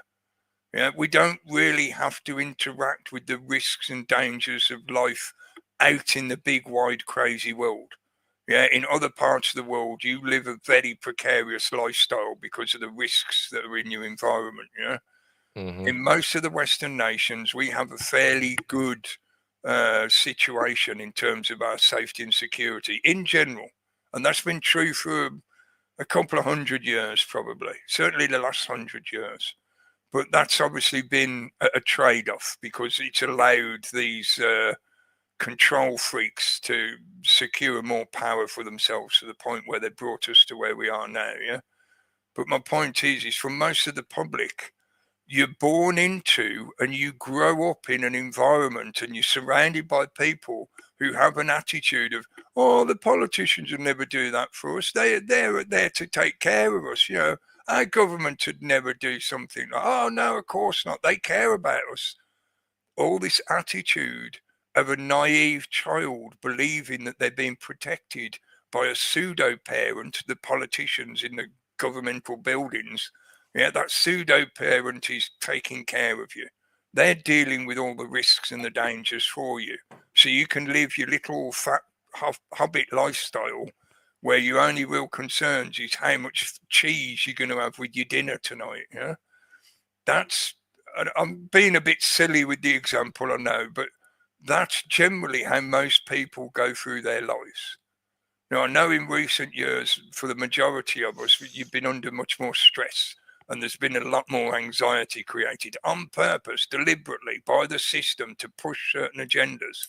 But the unfortunate deep-seated entrainment that is still apparent in most people is they find it totally sort of abnormal to be able to see the reality that most of what's been happening in a political grand chessboard fashion has been maliciously intended. It's not being done for their own benefit. It's not being done because they care about you and your kids. They're not introducing all this technocracy shit because they want to make sure that your kids are going to be safe and not getting stabbed up by some crazy immigrant who's just come into the country. They don't give a fuck about that. They're bringing the immigrants here to deliberately create that pressure. We do not need more workers. That's a lie. There's some job roles that for some reason seem to be not that popular with the British working public. So especially in the care industry, yes, there's a lot of people who come from other countries to work within the NHS, within the care industry and stuff like that. That's just part of the way the job market has gone. That's not because we don't have people who could do those jobs. Yeah. We do. It's just most people will go, oh, do I want to do it? Like we was talking about the checkout girl using the calculator earlier. Most people are sat there going, do I want to do a job like that? Nah, I'll let some immigrant do it. I can't be asked doing that shit. I can't be asked wiping some 60-year-old guy's hairy ass after he's had a shit. Nah, fuck that. No, I'd rather be on TikTok, post TikTok videos. Yeah, or going fishing or whatever, yeah. Living the little hobbit lifestyle, let somebody else deal with the chores that you don't really want to take on. To a certain degree, that was fair enough in the past. Yeah, in an earlier time when this situation hadn't been weaponized against us. Now it has been weaponized against you. It is being used with malicious intent to steer you and force you, cajole you, nudge you to go in directions that suit their political ends. And they are, like we said, they are upfront about those political ends. They want to be able to control your behavior, control your movement, control your ability to exchange and trade with each other, and control your thinking.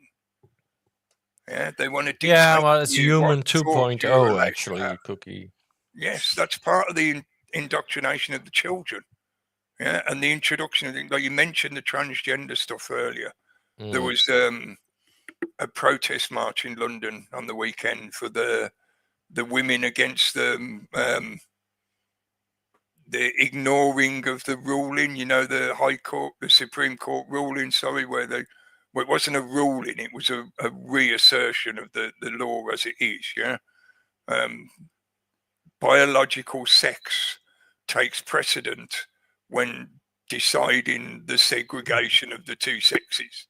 Yeah, so in other words, female spaces are for females, male spaces are for males. And you should not try and claim to be able to enter another one if you are not the actual biological sex that you're referring to.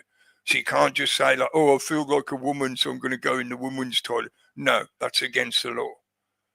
Yeah, but that still hasn't been properly implemented across the country, and especially in the NHS. Yeah, so there was this protest march over the weekend because it's been like 199 days since that Supreme Court affirmation of the law, and yet still most places have not actually changed what they're doing. The NHS in particular is still allowing men who identify as women to go into women's private spaces and changing rooms and stuff like that. Yeah? At the same time, there was obviously a counter protest because, you know, that's pretty much par for the course these days. Whenever there's a protest, there's always a counter protest group. And some of the counter protests, I thought, were, from what I saw on video coverage of it, some of them were fucking mental cases and severe mental cases. Again, like we were talking about earlier, I would argue strongly that some of them should not be out in public. They should not be in the community. They should be in some kind of institution somewhere being cared for, because they obviously have severe problems to do with their body dysmorphia or other mental problems, comorbidities as they call them. Yeah. Let me just read those. Just take care. Yeah, we used to live 3 generations to a household. Yeah.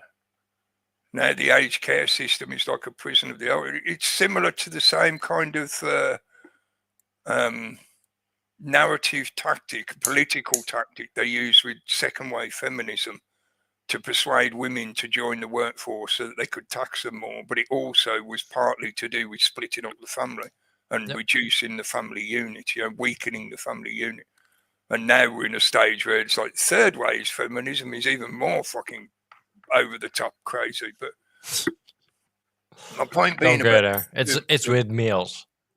Yeah, about mentioning the gender stuff is in reference to the indoctrination of children. We now have at least 2 generations, because I don't think it's just the latest generation, the Gen Alpha, that's been deeply affected. But I mean, they've been absolutely deeply intrinsically affected from birth with this shit. But even the Gen Z, is it? Yeah, because it's the one that came after the millennials, isn't it? Yeah, Gen Z. Yeah. Millennials got it a little bit, and you'll encounter some people in their 30s, maybe early 40s, that were millennial generation who are a little bit sort of sympathetic to the idea. They, you know, they care about people. Of course, they want to be nice to other people. So their arguments are usually along the lines of, well, who's it hurting if they want to identify as whatever, you know? As long as they're not doing harm to others, let them wear a dress, let them wear makeup, let them have fake boobs, whatever. It doesn't matter. They're the ones indoctrinating the kids. Exactly. Because but they the other 2 have generations, that as a kid. Yeah, the Gen Z and the Gen Alpha have now had it indoctrinated into them that this is something that is not only normal according to the new academic bullshit that's been ideologically embedded into this shit. Well, it comes from ideology in the first place. It's founded on this crazy ideology. But they've had it introduced into their environment in such a way that it's been totally normalized to the point that they see it as a genuine life choice, in the sense of they're not really even considering the fertility question or the family, the having children question. They're not thinking about that. They're totally in a narcissistic tunnel, because that's part of the modern programming. Yeah, it's deliberately individuating people to the point that, like the other comment earlier mentioned, you know, the 3 generational household, that kind of concept is now ridiculed to the point where, what do you mean you don't want to live on your own and have all your own stuff and be able to do whatever you want whenever you want because there's nobody else in your life? In other words, live totally solitary in a pod, communicating with no one unless it happens to be online or on the phone or something like that. Yeah, no family, because why would you need family? The state can provide everything you need. if you really want to have children, which we don't recommend because it's dangerous, you could die during childbirth, or there could be complications, and then you're going to look after the child afterwards. It's going to have no future. Climate change.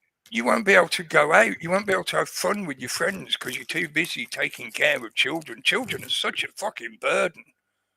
All of this attitude, this narcissistic, solipsistic perception of reality has been indoctrinated into those two generations. So not only have they been persuaded that they can change sex literally, as far as they're concerned, as far as the ideology is teaching them, it's literally teaching them a complete and utter lie that they can actually literally change sex. That's an outright biological impossibility, but they've been persuaded that it's possible.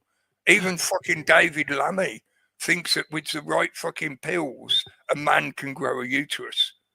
That's how fucking dumb he is, but it's also how much he's absorbed the propaganda and regurgitates it. Yeah, so he goes on a news talking head program and that gives me hope, Cookie. That gives me hope. That gives me so much hope, really. Because these fuckers are so fucking dumb, right? Actually, really. Yeah, hopefully they'll yeah, well, come on, let's be real. We give them a lot of power because we believe in them. We give them that power. Exactly. Yeah. Right, but just scratch at the surface, and it's micromillimeters thick. The skin, it's nothing.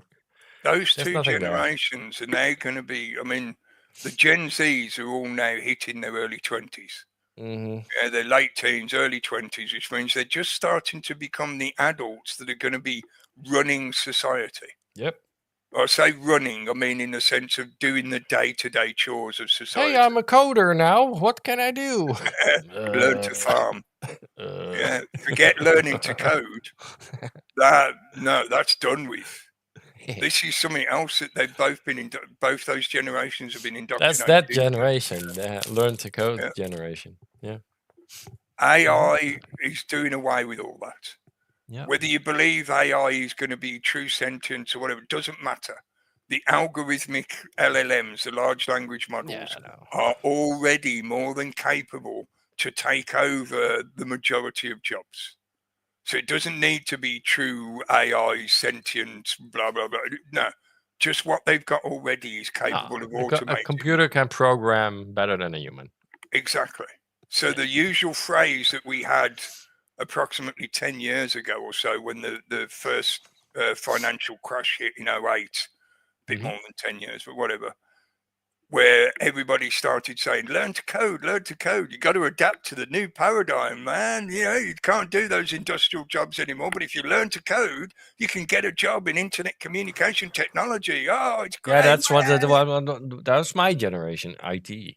Yeah, you go into IT, you get £100,000 a year, at least, easy. But that's over now. Oh, yeah, totally. That was the dot-com bubble, right? The dot-com bubble. Yeah, a couple of decades. The noughties and the first... Wait for the AI bubble. Yeah, but it's done now. AI is going to take over all that shit. Oh, yeah, it's not going to go away. I do agree there will be a bit of a bubble, but what will come out the other end will be those that remain standing. So what's going to actually happen during the bubble is it will refine the sustainability of some of the AIs, You'll have the kind of tech warfare where some of them will get worn out or done away with in one way or another. They'll get absorbed into other companies. They're still competing amongst each other, right? At the moment they are, yes. Yeah. But eventually there'll be one will be on top. Potentially only one will come out the other end. Yeah, that's what they want.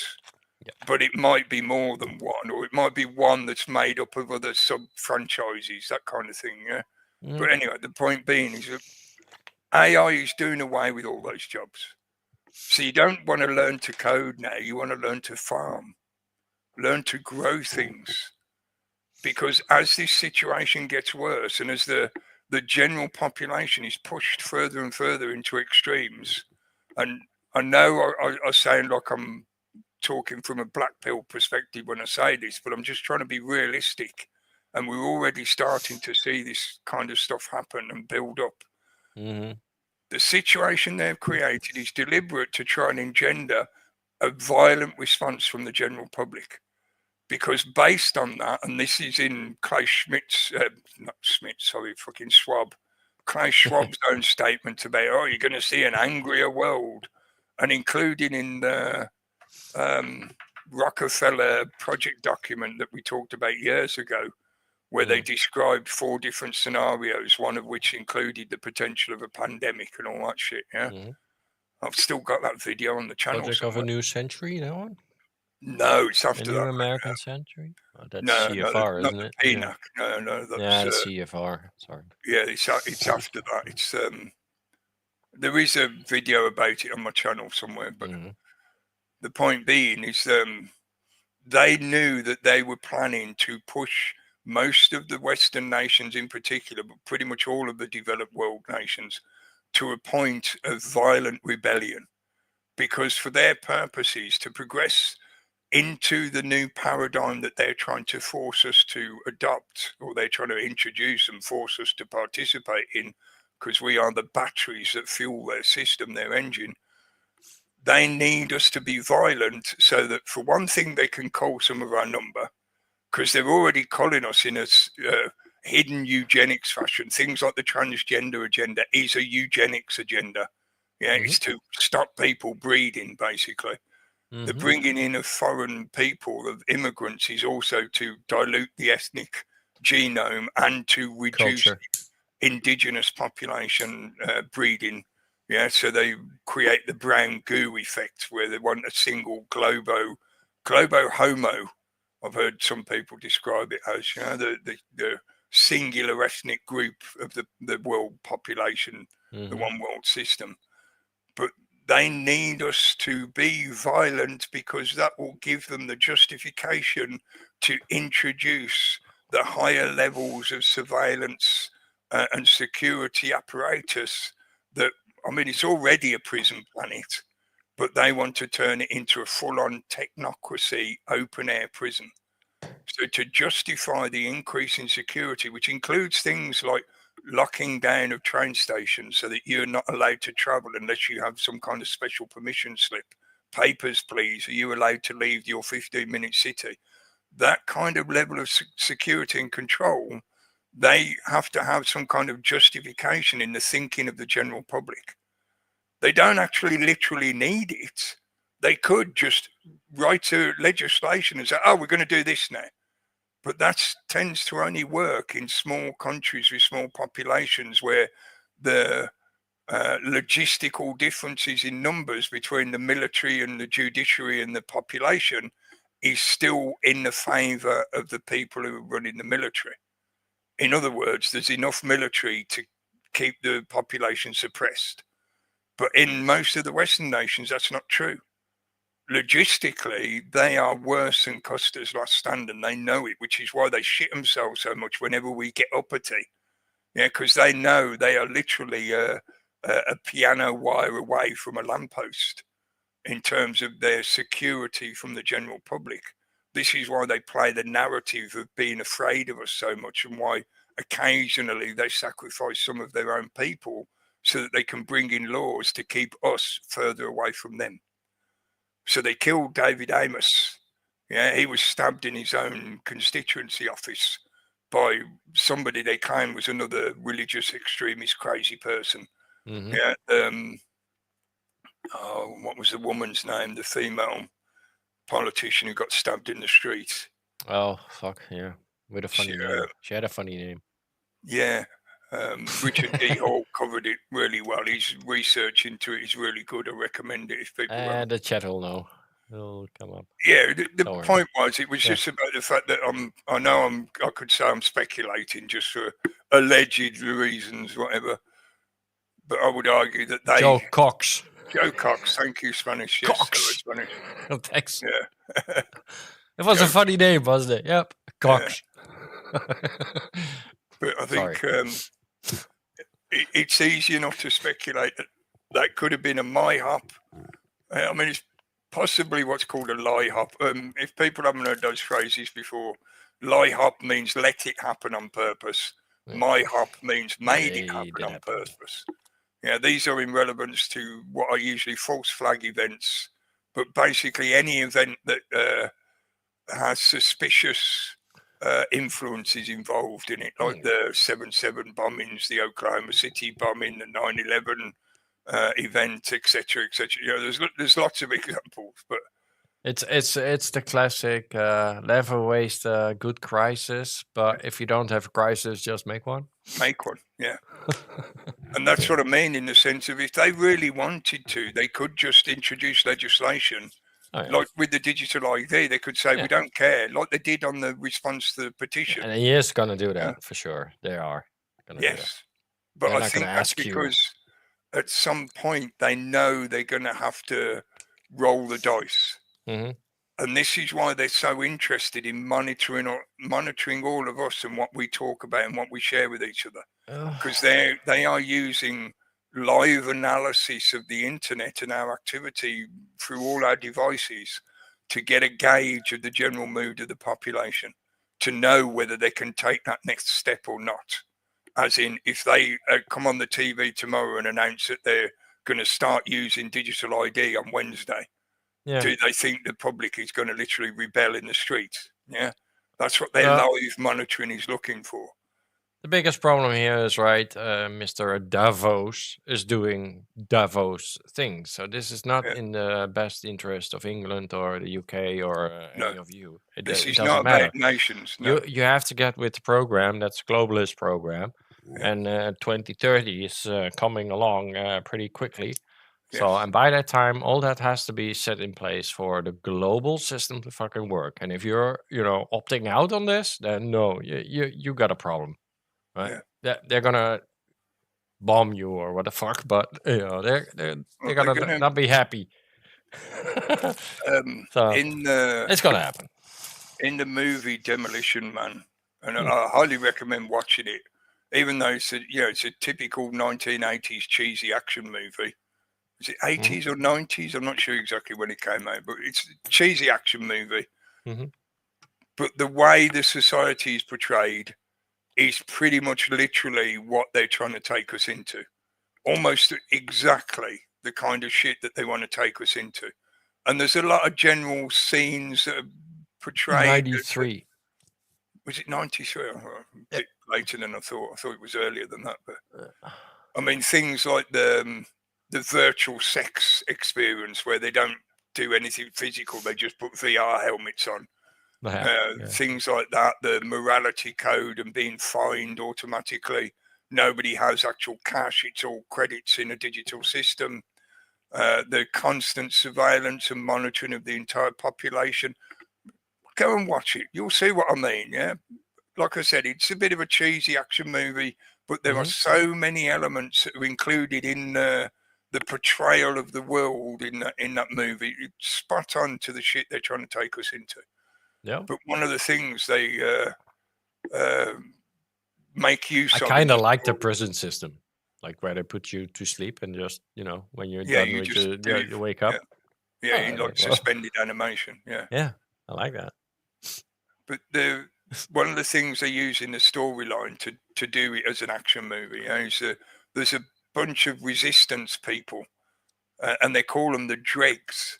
And they live down in the sewers and the underground sections of the cities. And they come up and they steal the food from the Taco Bell trucks. Yeah. It's a bit silly, but the point was, there is an underclass of people that have been excluded from the digitally based system. And the only way they can survive is by foraging in an urban environment. So they collect rats and eat the rats, and they steal from the food trucks whenever they can, stuff like that. They're foraging scavengers in an urban environment. But Yeah. the reason I use them as an example is because that is the approach that they're going to try and use on us. If we don't outright rebel and get killed or imprisoned by the judiciary or the military, even if the military are brought on the streets, which could happen, if you're not taken out in that kind of way, and you don't succumb to one of the tricks like the gender agenda and, castrate yourself or whatever, you don't fall into one of their mental prison traps, then you will gradually be excluded from society through the implementation of various digital systems like the ID, the CBDC, the geofencing, the restrictions on movement, etc., etc. You will basically be pushed and forced into a situation where your home will be taken off you, because you won't be able to live there because you can't prove who you are because you don't have a digital ID.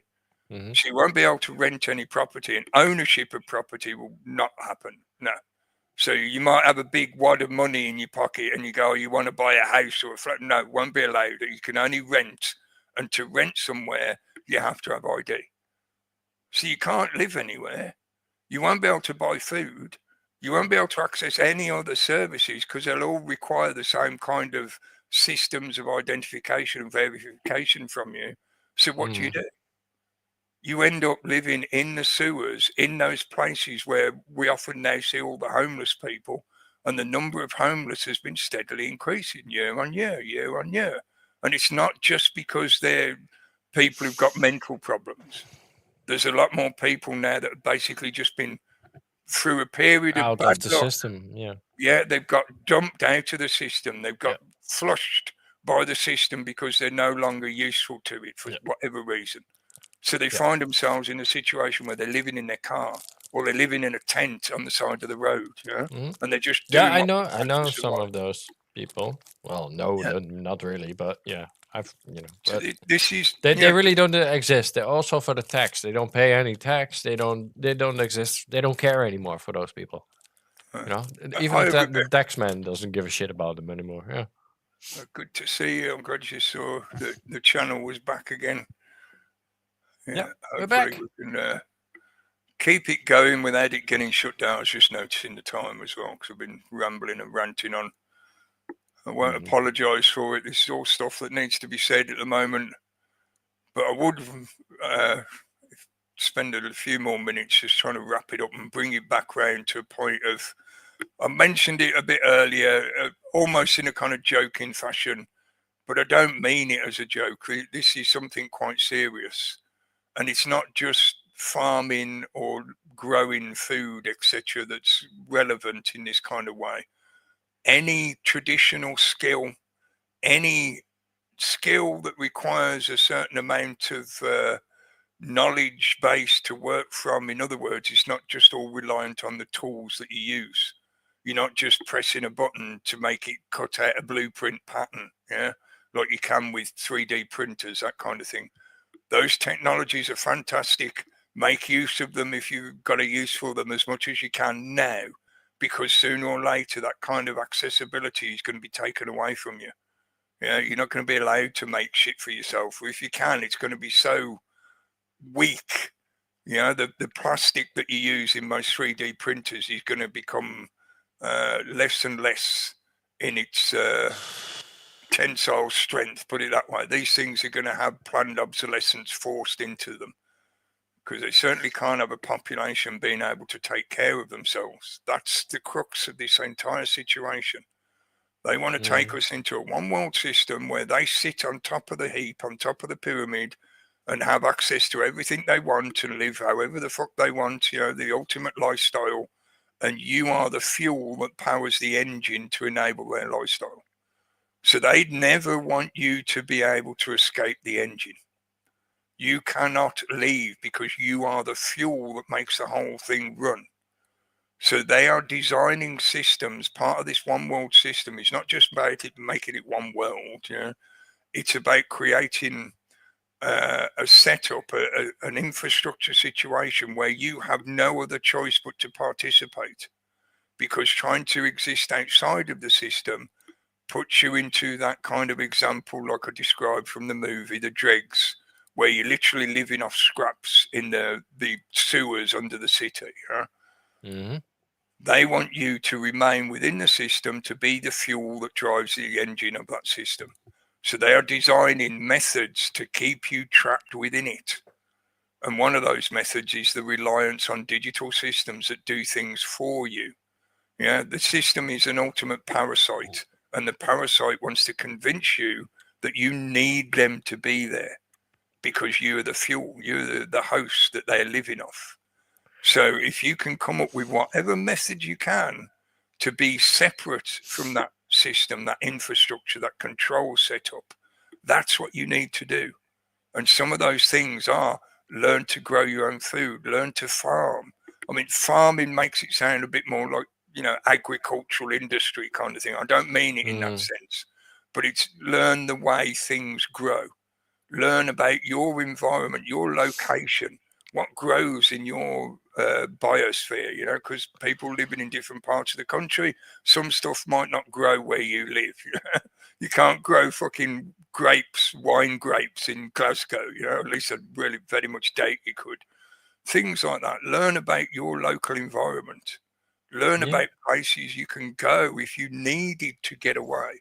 Learn about where you can access freely available water from the traditional wells that are still available, mostly under common law. You can still get access to some of them. A lot of them are being closed down and shut off for health reasons. But my point is they are determined to take us into a technocratic system. That entire technocratic system relies on the application of technology to achieve its ends. So things like the digital ID, you've got to have some kind of digital device to host your digital ID on and to show it to people. So if you have the ability to live outside of those digital requirements, you're going to be all right. We're going to go through some shit. It's going to be a scouring of the Shire. You're going to have a lot of fucking anxiety and difficulties to deal with. But if you know how to make use of those traditional skills and lifestyles, then you will be able to sustain through this. You teach that to your kids, they'll be able to sustain through this.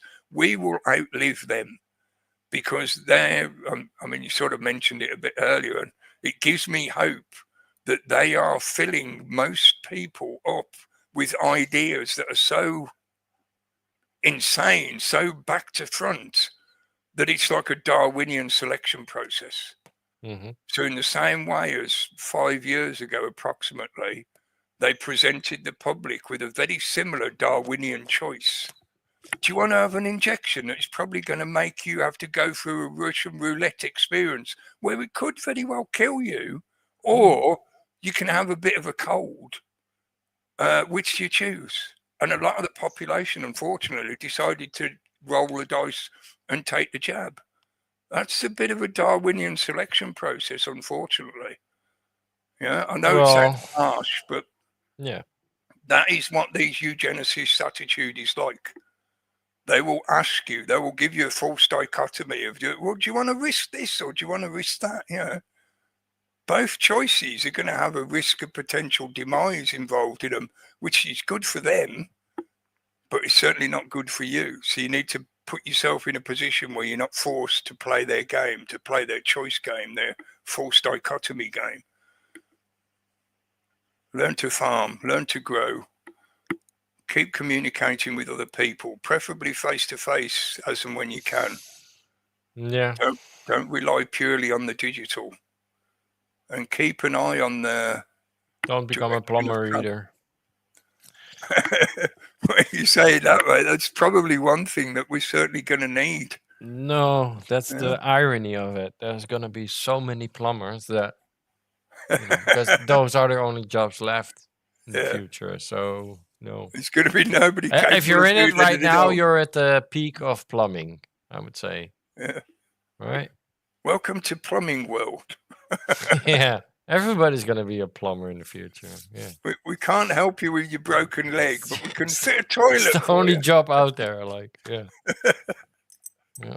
Oh man, that's just too silly. It's Brazil, isn't it? That movie, Brazil, with yes, he's a plumber. Yeah, it's the only job out there. That's the way he does it in the movie. Yeah, the only job that's still available to the public is being a plumber. Yeah, but a plumber is more than just water pipes in the movie. Yeah. It's data. It's all. Yeah, it's all the pipe work that's in the in the background and whatever. Well, the data guys are, the modern version of a plumber, maybe. The data pipelines and the modern.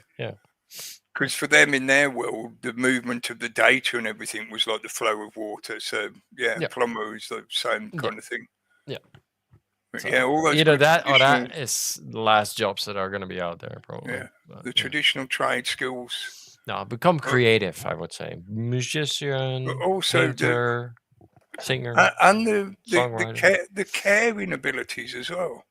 Mm-hmm. Knowing how to take care of other people, knowing how to cook good food, knowing how to prepare and save food, storing food, all these kind of traditional knowledge bases that have been removed by the Google beast. Now most people don't bother to learn, and it's again similar to what we said about the cashier earlier. Path of least resistance. Should I bother to learn about plants and animals, or should I just let the Google tell me what I need to know? Mm-hmm. And to the women, OnlyFans is not a career. No, it's definitely not. It's a dead end. Absolutely. Yeah, and detrimental to everything. So, all those beautiful women wasting their fucking beauty on OnlyFans is a waste for beautiful families and beautiful fucking everything. So, and a beautiful world. So, no, don't do that. If you're really inclined to that kind of physical entertainment, learn to belly dance. Yeah, you're gonna be replaced by AI anyway, so you get off it. It's fucking pointless. Get off. Yeah. Well, thanks for tuning in. Thanks, everybody. Folks. Thanks for giving us your attention for a couple of hours. Thanks for joining in, mate. I'm glad you made it. Yeah, well, I thought I was going to be just ranting on my own. And please remember, from this week onwards, as long as everything's ticking over okay, I will be doing these broadcasts on this original channel. I'll probably put up a little video or something on the other channel just to make sure people have got the links and they know what's going on. We'll see you again tomorrow for the Health Freedom UK show, not Dr. Rob. Chat and quiz. Do some silly quiz stuff. I was crap at the last one. I didn't score very well at all. No, me neither. But it's good though to remind you of the normie shit. Yeah. Well, I should know that shit. Have some stuff that I wasn't expecting and made me go, oh shit, hang on, I don't, what the fuck? The Gobi Desert, that had me like, oh fuck, I should have known. Yeah, what was it, Sahara and the Gobi? I was in for the Gobi. Yeah, well, I was looking at the Atacama and thinking, I know that's the highest, the one is the driest, and the other one is the biggest. That's what had me stumped. I knew one of them was the most of something, and it was just I couldn't remember. They're all one of something, right? So yeah. It was a good. Well done, Rob. Stumping question. That one. Rune. Thank you for the reminder. Thanks, mate. Thanks for that. We'll need to give me a minute or two. Yep. I'll have to get me glasses because of reading the descriptions, because I still can't memorize them all, even though I've been doing this for fucking years. I still don't remember all the meanings, not off the top of my head. You should be like a medium. Think about how long my fingers are, just so you know I'm not deliberately picking anything. I move them around and I wait until I feel like one is just sat in between my fingers more than all of the others. It's sort of like it wants to be picked. Is that fucking that one again? There goes. I will find it and read you a quick bit about it, but this is the same one we had the other week. This is a thing for me. I seem to get some that occur more regularly than others. Daggers cannot be reversed, even though, I mean, obviously, possibly you could. It's off under the desk somewhere. Daggers is breakthrough or transformation. I was just thinking, like, what's going to happen now as a general question, because that could be applied to lots of different things. And it's something I do sometimes ask very particular questions that could be a yes or no answer, but most of the time I prefer to think of questions that have a more open-ended potential. So all I was asking was like, what's going to happen now in general, considering all the craziness that's been going on in the world. And we got breakthrough, transformation, a room to the cycle of self-transformation. So maybe it's more in reference to myself. Having the channel back could be part of that response. A complete transformation in attitude, a 180-degree turn. The transition is so radical that they no longer continue to live the ordinary life in an ordinary way. Maybe that's appropriate to some of what we were talking about just. Yeah, it's if you didn't see it clearly, it's the one that looks a bit like a egg timer. Yeah. Yeah, but really it's meant to represent kind of like a Mobius loop. Mm-hmm. Yeah, it's a never-ending reversal. Infinity forever. Yeah, it could also be viewed as being the two triangles of the as above, so below. And where they meet in the middle is where we exist. Yeah. The point between the two paradoxes. And Extinction Rebellion, right? Yeah, they've used the symbol, yeah. Symbolism is important. Yeah, it is. It seems to work for them, so. It's encoded into pretty much everything, right? Mm-hmm. Being symbol literate can be helpful if you want to keep an eye on what the fuck they're up to. Because they certainly talk to each other through their symbols and their codes, especially the 33. Oh, yeah. They love spouting that one out there, yeah. Mm-hmm. All right, I think you put the link in for the after chat. I did. Yep. Yeah. In all three of them. Oh, right, cool, yeah. So if people want to jump in, we'll have a chat for a little bit. Yep. I'm going to play a song which I'm sure many people will recognise.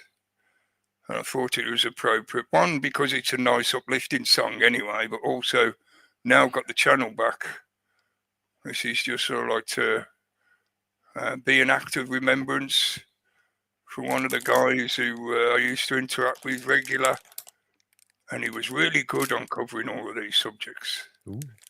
I did mention him earlier when we were talking about stuff.